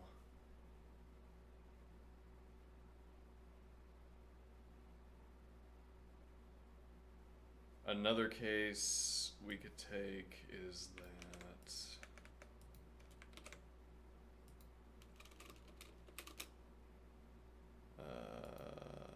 both the minimum sum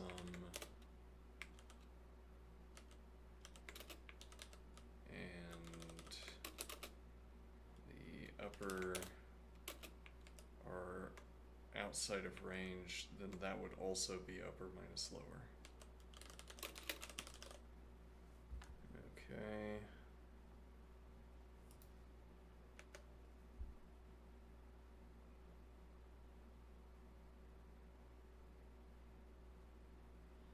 Is that right? Yeah, so this is I'm struggling to keep track. I now could not tell you what this problem is about. Let's go back. Well, no, I can tell you because I can reread what the problem is about. Let's see.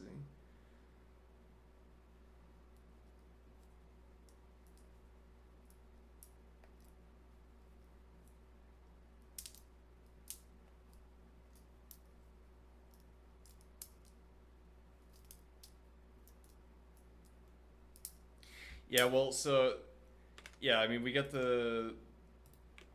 this elegant sequence of code. Well, the code is not so elegant, but the idea behind it and the explanation behind it is elegant. Okay. And then we say, alright, that's done. And then I get distracted by deciding I want to make a display generator. But then also, yeah, so I mean, I drop the line of reasoning. But also, if it takes me too long to figure out what this arithmetic is supposed to be, I'm going to drop this line of reasoning one way or the other, and then I forget what the problem is about. It's like these set theory proofs that happen over the course of 10 pages, where I can't, like, I have to trust that what I've received from the page before is valid, and then just work on what's in front of me. Which works fine if we're doing calculations. It doesn't work fine if I have to remember what the reasoning was about. So if we have... Yeah, so I mean, I would need to recall... I think I need to recall what this all is talking about in order to understand what this image is supposed to be telling me.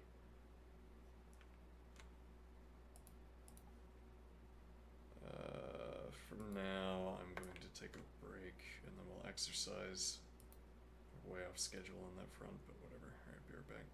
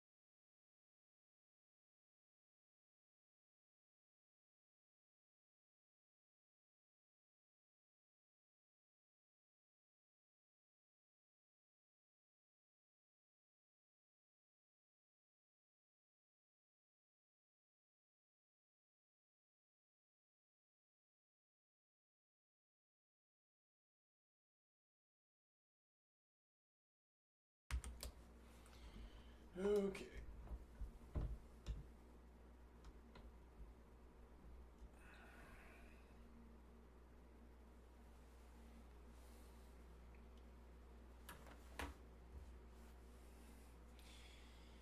Yeah, there's the more straightforward observation that the longer it takes to complete an idea, the more time you have to forget it, to forget some critical component of the idea.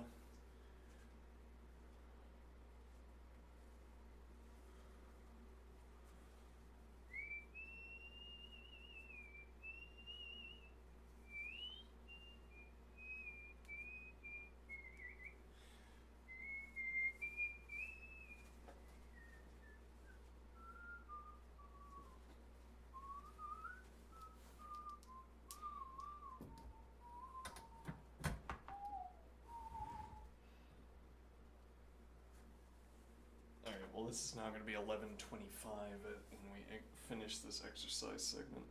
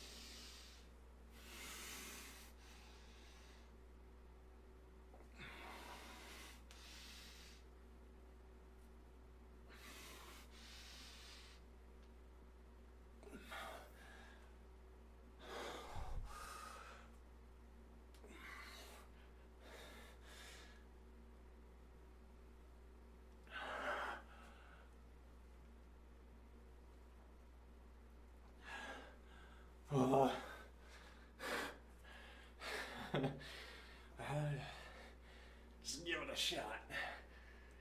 It's a curious form of exercise. If it's not exhausting, it's because you haven't recruited enough muscles, or not concertedly enough.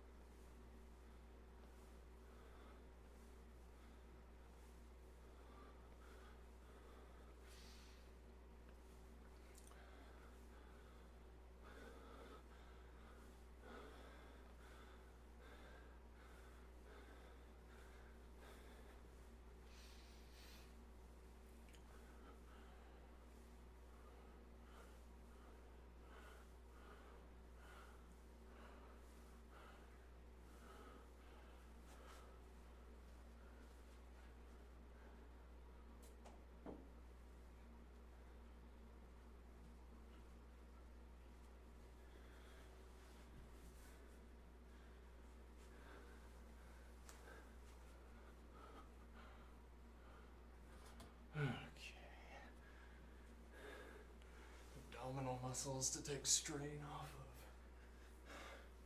of legs and upper body.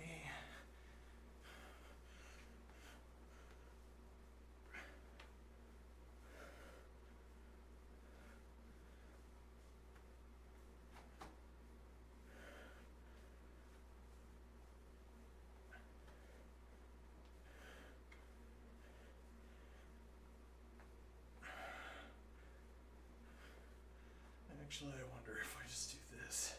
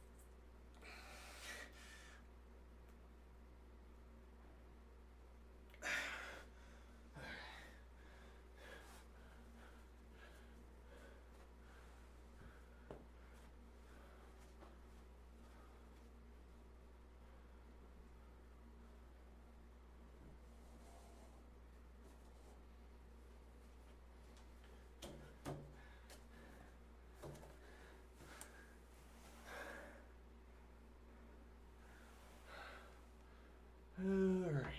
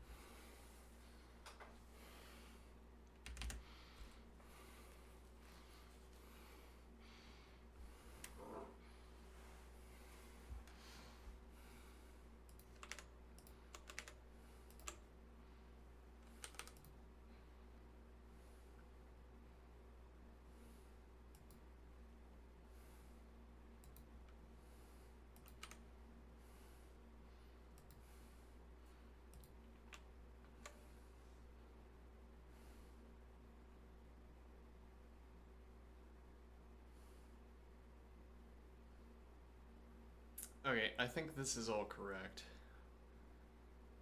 Why I think that, I don't know. Doesn't matter. Alright, now. And actually there's another case here.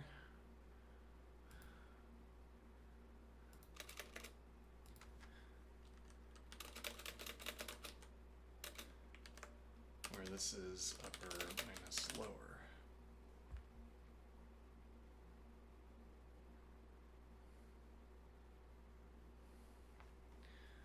Okay. Here's a case. How about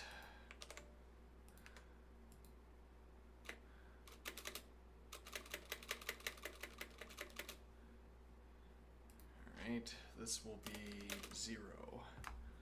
Similarly,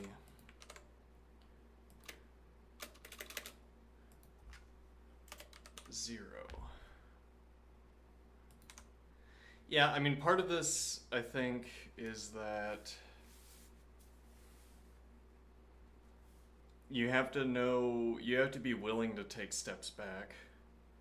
Like, on a good day, this would seem like over examination, over analysis, maybe. Today is not a good day. The sole determinant of whether a day is good or bad is how cleverly, how quickly I can solve leetcode problems, and today is a bad day. But that doesn't mean I can't solve leetcode problems, it just means that I have to take things slower. Alright, so now we have the two edge cases.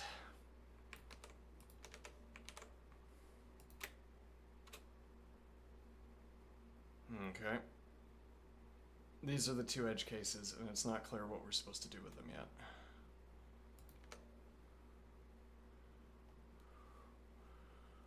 Well, I mean, there's only... Until I can get a job, there's only what facilitates obtaining a job and what doesn't, as it were. And solving leetcode problems ostensibly facilitates obtaining a job. Being able to solve leetcode problems, anyway. Okay, so what are these two edge cases? Well, for one question we could ask...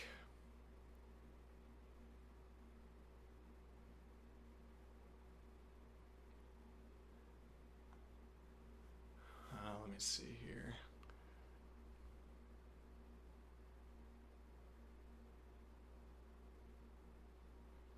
I don't think this is the correct representation. Okay, now the problem is we don't know how to take another step back. Knowing how to take another step back is itself mathematical knowledge. How do we... No, we have to re-understand, I think. We have to re-understand what this code is doing and why this is an answer to the question, or why this gives us enough information. Okay,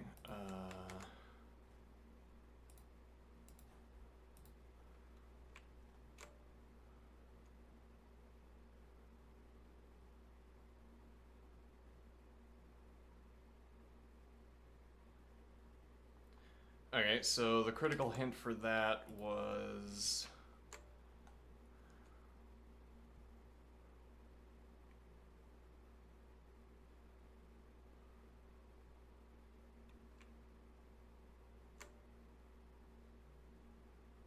So these are the four possible sequences in this example that we've been looking at, in this particular numerical example. Okay.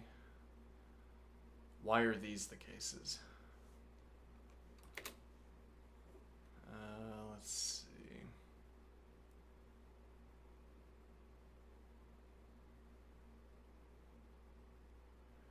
So this is the case where we have maximized the negative magnitude, and this is the case where we have maximized the positive magnitude. Okay, and I take this to correspond to... Well, this must be one of the cases where... Yeah, it must be one of these top cases. No, rather one of these cases. Okay, but then minimum sum and maximum sum are telling us something different than we wanted. What do I mean? Well, this would not be upper minus lower. This, as it were, would incidentally be upper minus lower, but that's...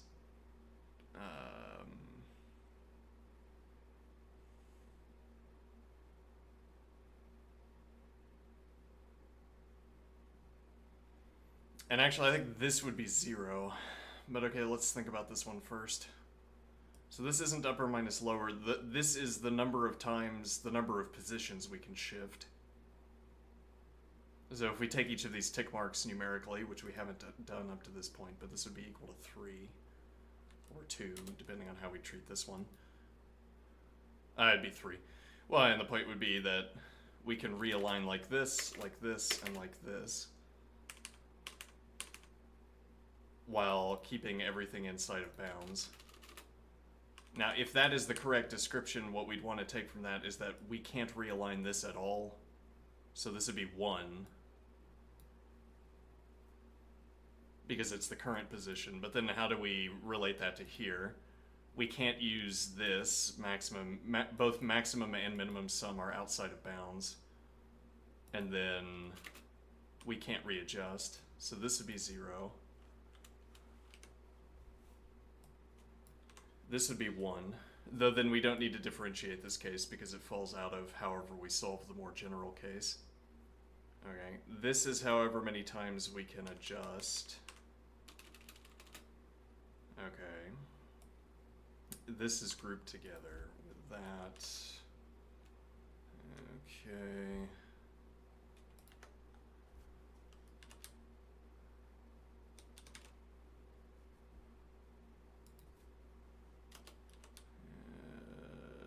Let's see.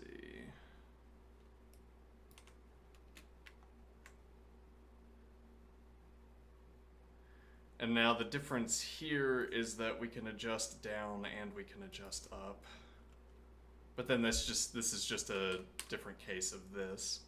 These aren't different examples. Oh, no, this is a different example of this where we're outside of range on both ends. So this would be 0, but also it's a duplicate. All right, and now I think these examples don't make any sense. What do I mean?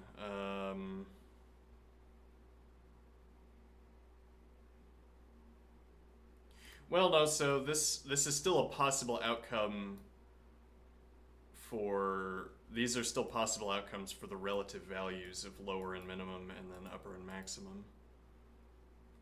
That might not require different arithmetic, though, in which case also duplicates. And, well, the point would be that we can bring this back into range and then ask how many times, once this is in range, how many times can we change the position.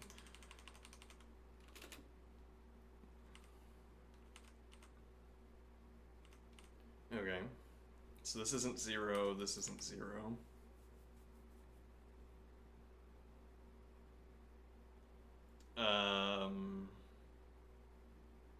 And this is like an intermediate stage.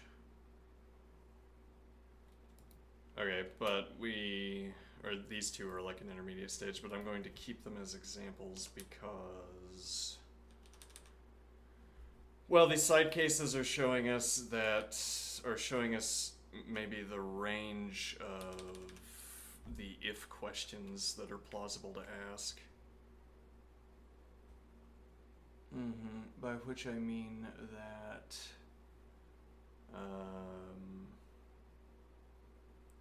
the range of if questions that are plausible to ask.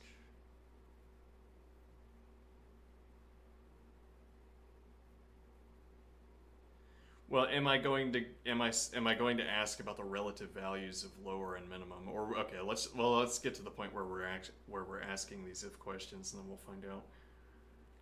Okay, so we're going to replace this with a cond.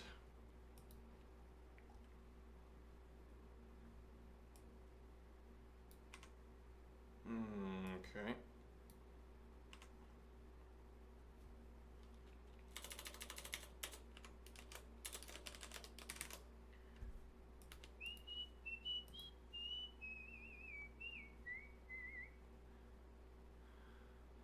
So cond.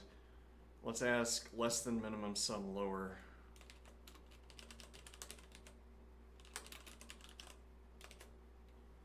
And I'm going to get rid of lower integer, upper integer. Maybe there's an argument for passing these values in, but I'll remove them. All right.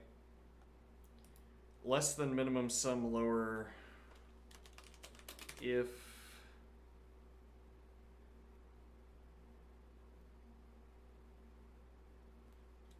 greater than or equal to maximum sum upper than 0.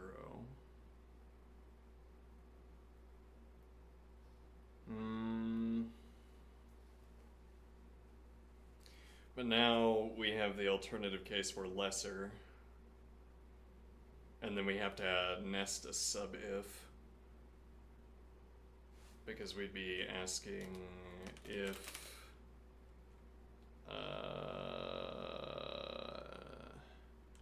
less than minus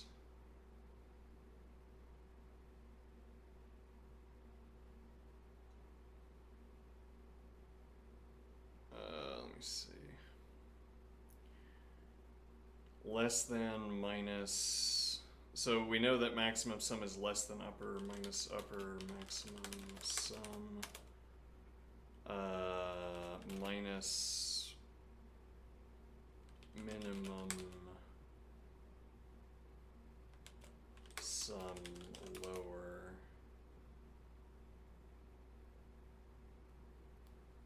Okay, and what does this correspond to image-wise? So this is the, so we're saying less than minimum sum lower and greater than or equal to maximum sum upper, not greater than or 0, not greater than or equal to. So both minimum sum and maximum sum are less than their corresponding values. Then that would be this case as an example, but also this case. Okay, but then, yeah, so these are duplicates of each other, as we noted. I'm keeping them for some mysterious reason.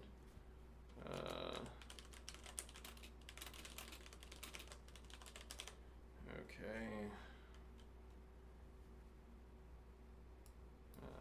The preceding. Okay, so what is this asking? Yeah, it's difficult to see in this case. This is asking, well, so we're trying to find a way of asking, can I shift this into position? Okay, but the problem is if let me see.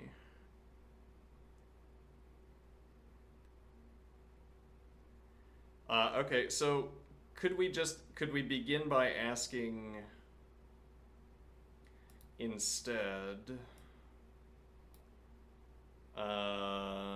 less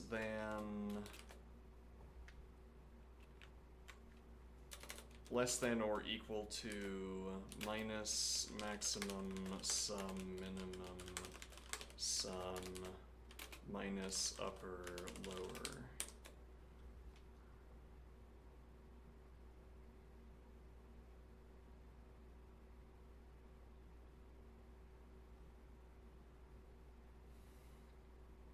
Okay, and what does that tell me? So that groups these cases on the basis of the minimum to maximum interval being smaller than the lower to upper interval. Okay, and in any such case, I'm hoping anyway, in any such case we can apply the same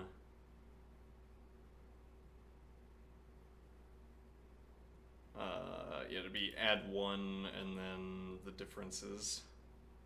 Okay, but how do we deal with the differences?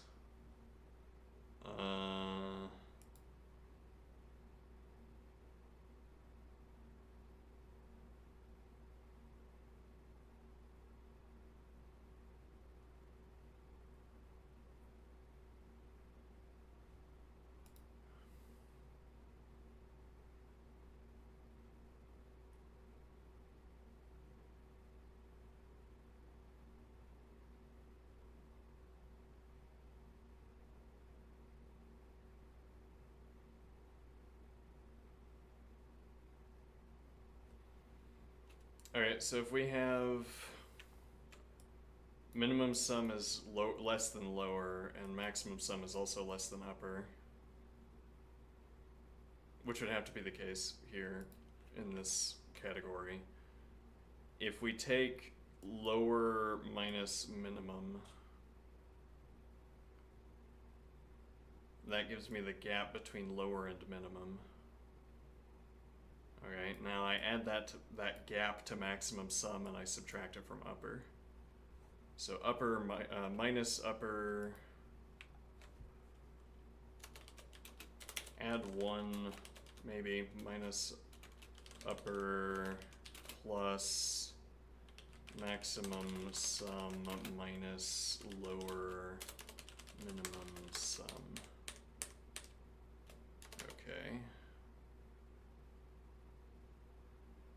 else 0.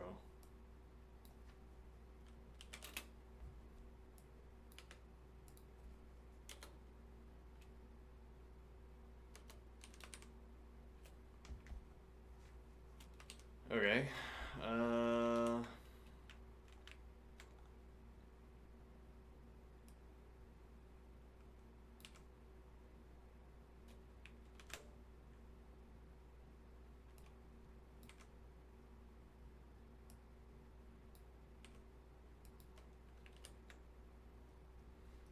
That is correct, and then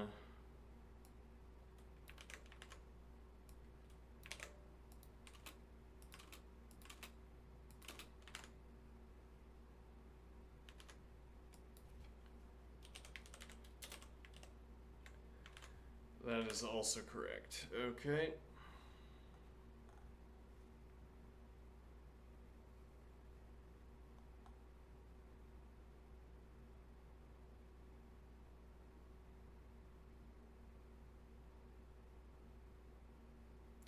Actually, if we're worried about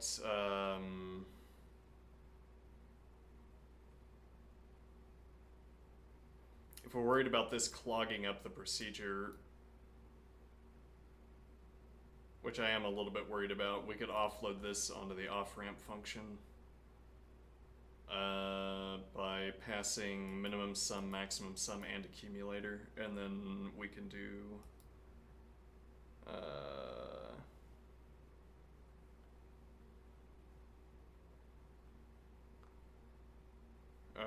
sure, okay, so let's copy this before we break anything. Overly cautious? Maybe. Suitably cautious? Maybe. Alright,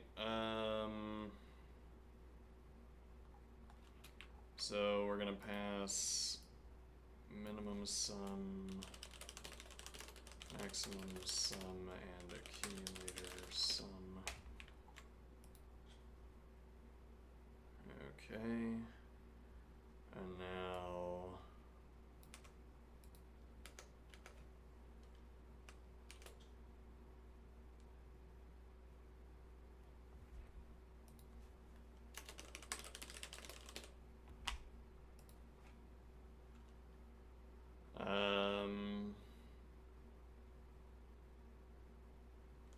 now the correct way to do this is cond less than accumulator sum minimum sum. Okay, and now we replace all copies of minimum sum with accumulator sum. Okay.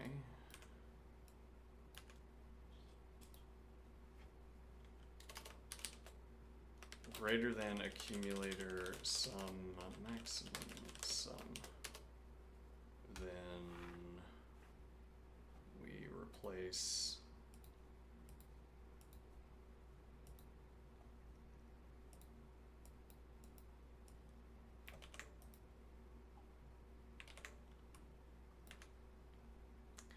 all copies of maximum sum with accumulator sum.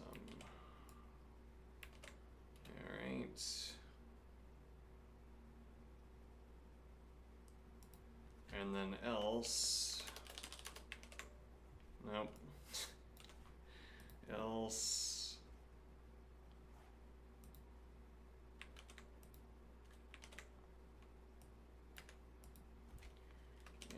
Okay, that made the code substantially more horrible to look at.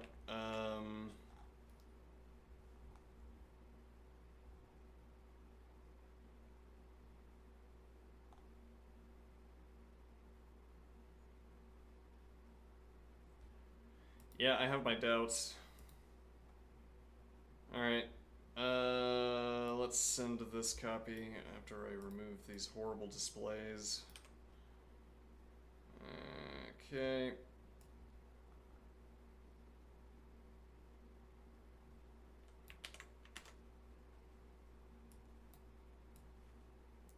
This could still fail. There might be something we missed. Wouldn't surprise me.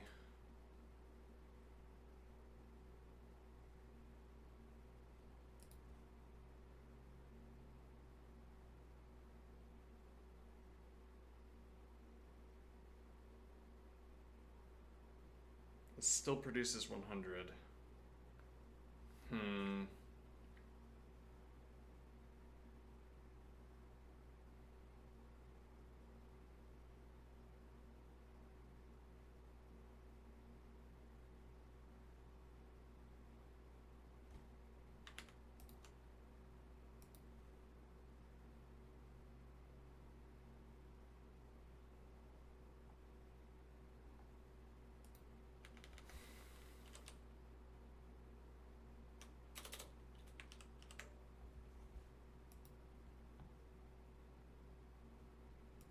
Alright, so this case we have lower is -46.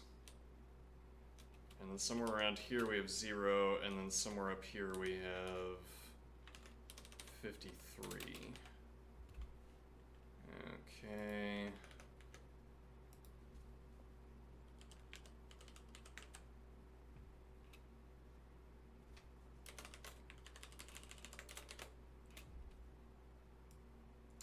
Let's do... Okay.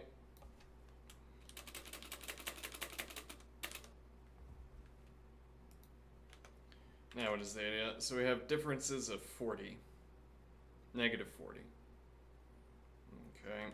Which means we have a gap of, let's say, from here to here. Okay. Now, seemingly, we should be able to rely on the same reasoning that has worked in all of the other cases.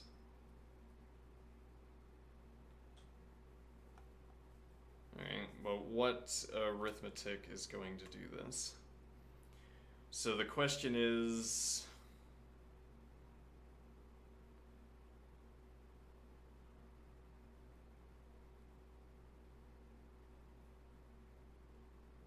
Right, well the question is how much can I shift this while staying within boundary?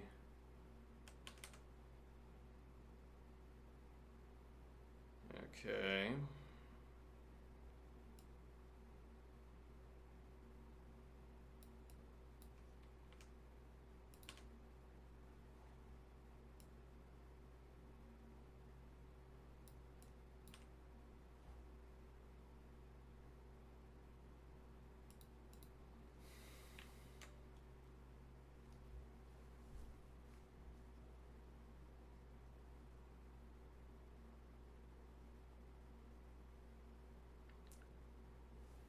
And the follow-up question is, why does our current arithmetic not work here? So what is our current arithmetic asking?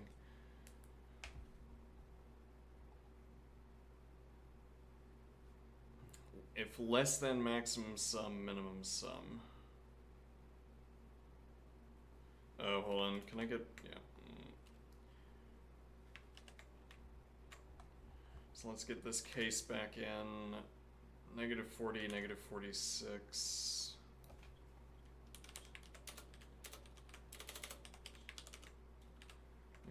53. Okay.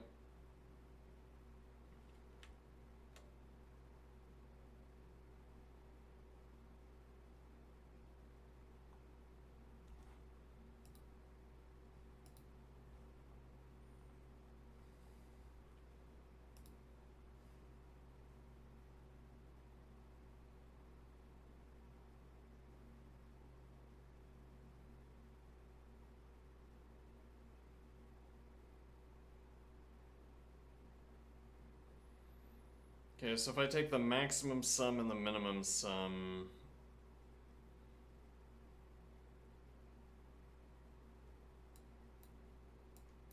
they sum out to 0. So we do not get this case. No, wait a minute, hold on. So minus maximum sum, minimum sum gives us 0, and that is less than upper minus lower, which is 100. Alright, so now we subtract from upper,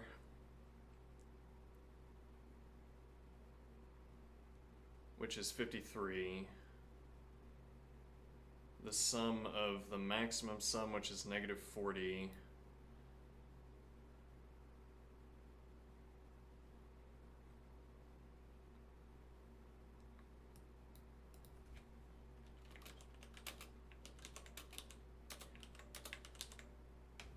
Maximum sum is negative 40. Lower is negative 46, and this is negative 40 also. Uh-huh.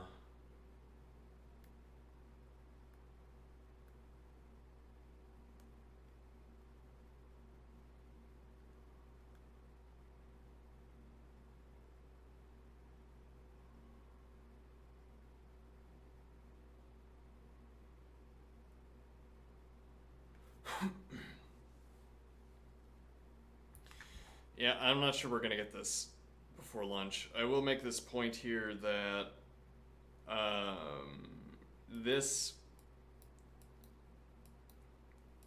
normally I could just hold these values in my head. I would remember them.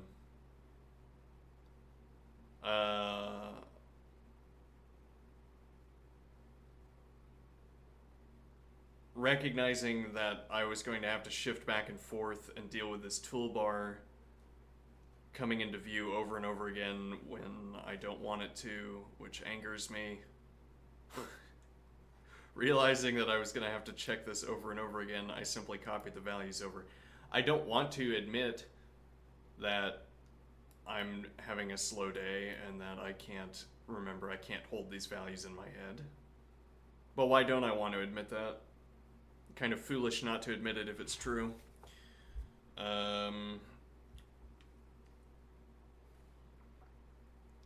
Kinda foolish. Kint foolish. Type of foolish.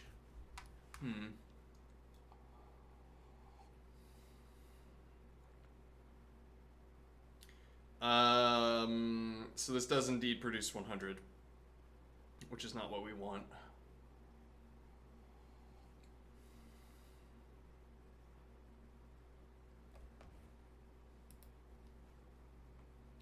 So this is not a good description of shifting this interval around to see how many different positions it can occupy.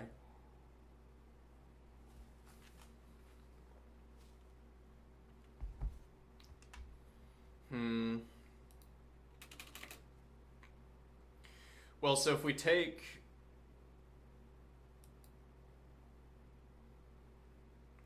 minimum minus lower,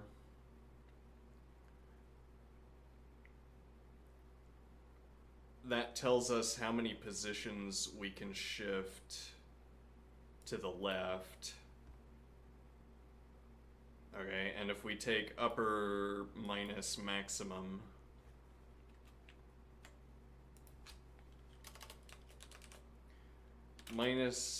plus minus minimum lower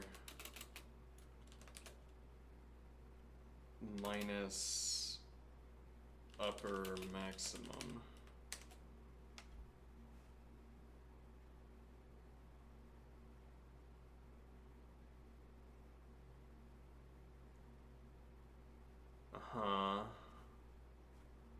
Okay, let's, that works for this case, and we're going to leverage the power of computation to determine whether it works for the other cases as well. Rather than trying to figure it out in my head. Now, I'm fond of figuring things out in my head because I want to flex, I want to exercise that imaginative capacity, but not a good day for it, I would say. Alright,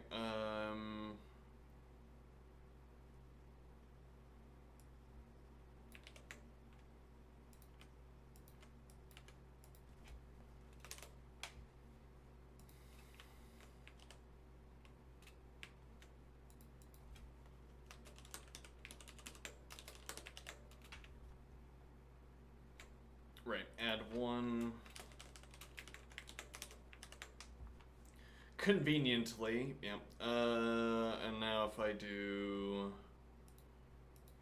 what was this here?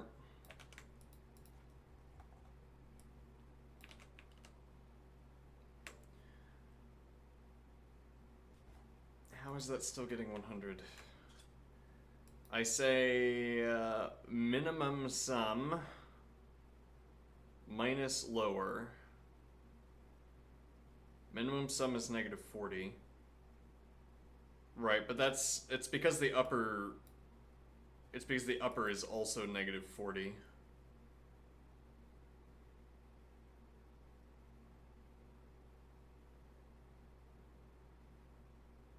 Uh-huh. It's not a problem of this. It's not a problem of the algorithm. It's a problem of the example, I think.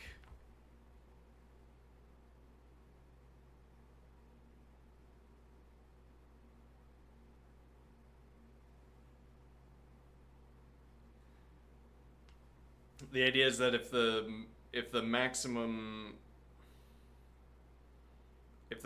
sum is the same as the minimum sum,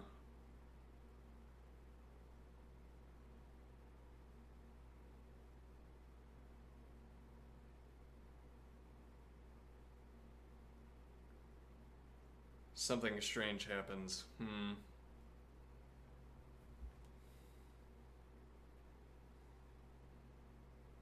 Well, I mean, what we end up representing is just this. Okay, and then our algorithm is correctly asking, as it were, how many positions can this occupy, and it's getting 100. Okay.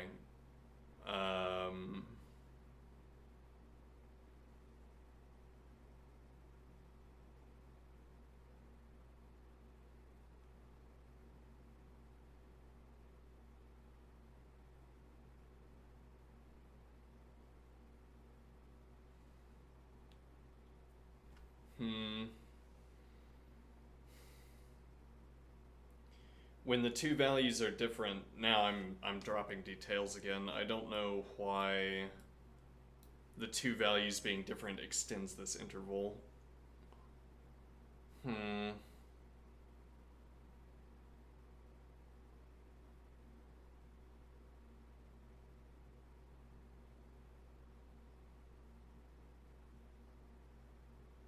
So, but the point would be that if both are negative 40, or if there's only one value, there should be this gap, and its width should be 40, but instead we have a width of 0.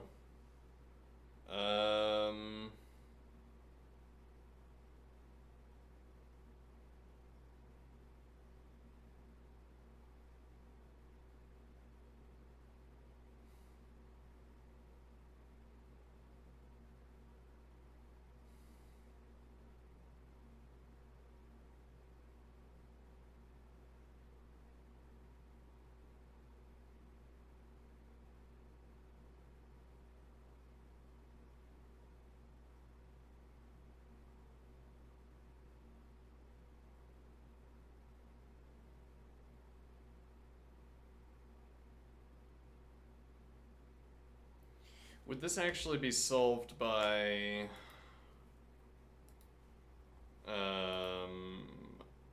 this might pose other problems, but would this be solved by having maximum value of 0? Yeah, but there's an edge case that breaks that.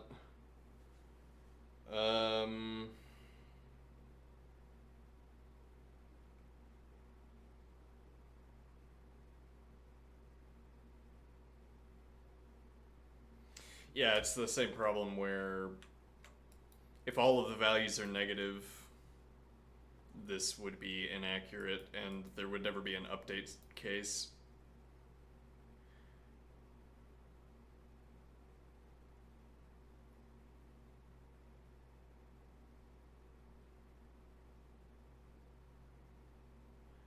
Yeah, now I don't really understand that line of reasoning now that I'm thinking about it.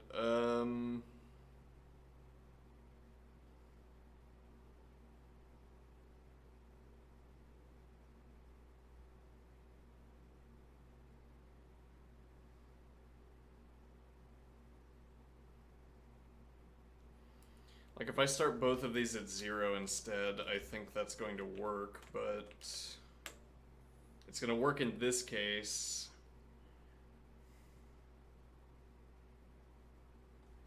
If I get a negative if I get only negative values, which is what we would have to do in order that we were monotonically decreasing on the accumulator value.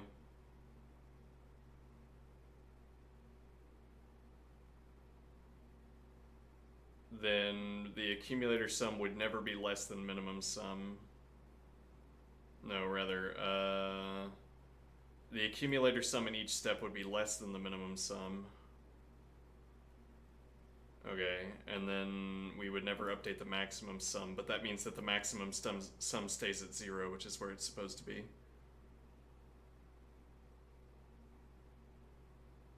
The real question is whether 0 is a suitable value if we start positive and only increase.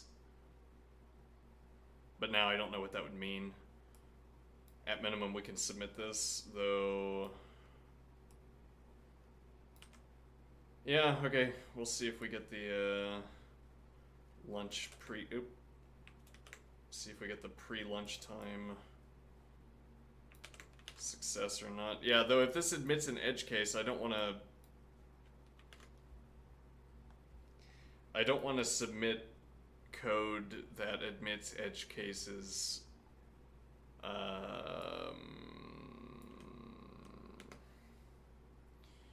I mean, that could be a metric, right? Not for nothing, that could be a metric. You could have a suite of test cases that you don't expose to the programs. And if you were profiling someone who submitted a lot of answers, you could ask, how many times does a successful program fail our test suite? And that would be a case where there's some edge case that you anticipate programs don't solve.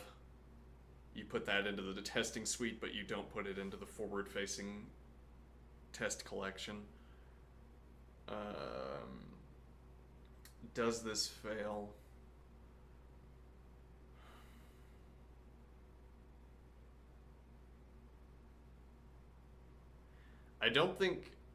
I'm thinking it does not fail, and the reason it doesn't fail is that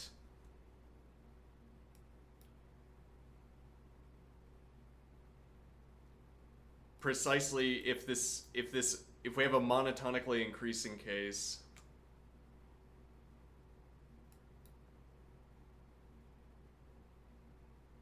or a monotonically decreasing case, we keep the other 0.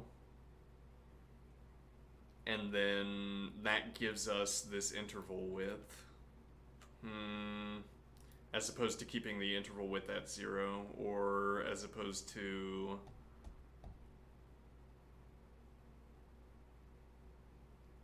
Yeah, well, I mean, actually the alternative case is that you start with a negative value, because we initially had car in both positions. You start with a negative value in both positions, and the value keeps getting more negative. That would also create an interval. Yeah, but okay, if we did, for instance, negative 40 and then negative 41, that's going to give us 100.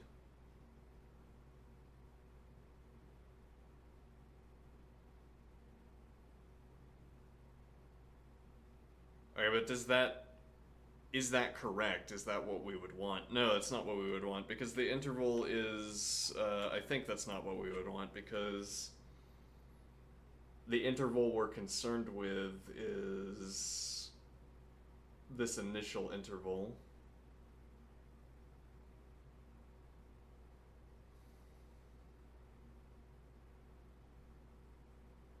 There's this gap at minimum between two of the numbers that are in the list. And that limits how much we can adjust.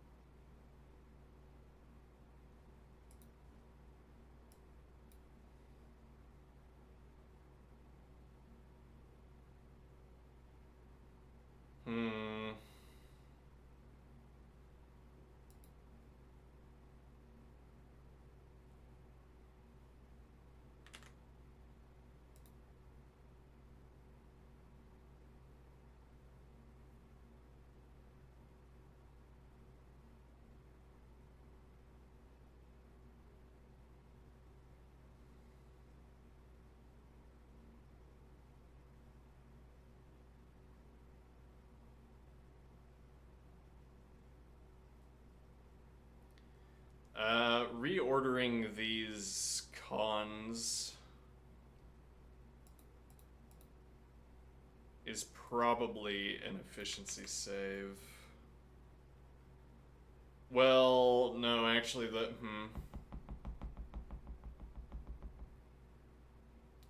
Yeah, well, I mean, what you'd want to do is ask between, but between asks both of these questions. If I say less than minimum sum, accumulator sum, maximum sum, which is like saying less than -101, I've asked both of these questions, and then I'd have to proceed to ask them again. So I don't think reordering these... but okay, one of the follow-up ideas that I think I will look at after lunch was this idea of the consecutive sum cycle, the monotonic stretch sum cycle. I like that idea, though I'm afraid that the function switching is going to ruin any efficiency gains we might hope for.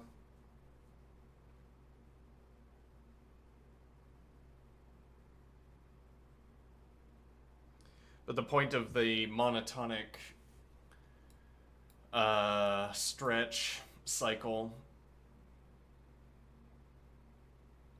monotonic down cycle, whatever. The point is that you don't have to update values as much.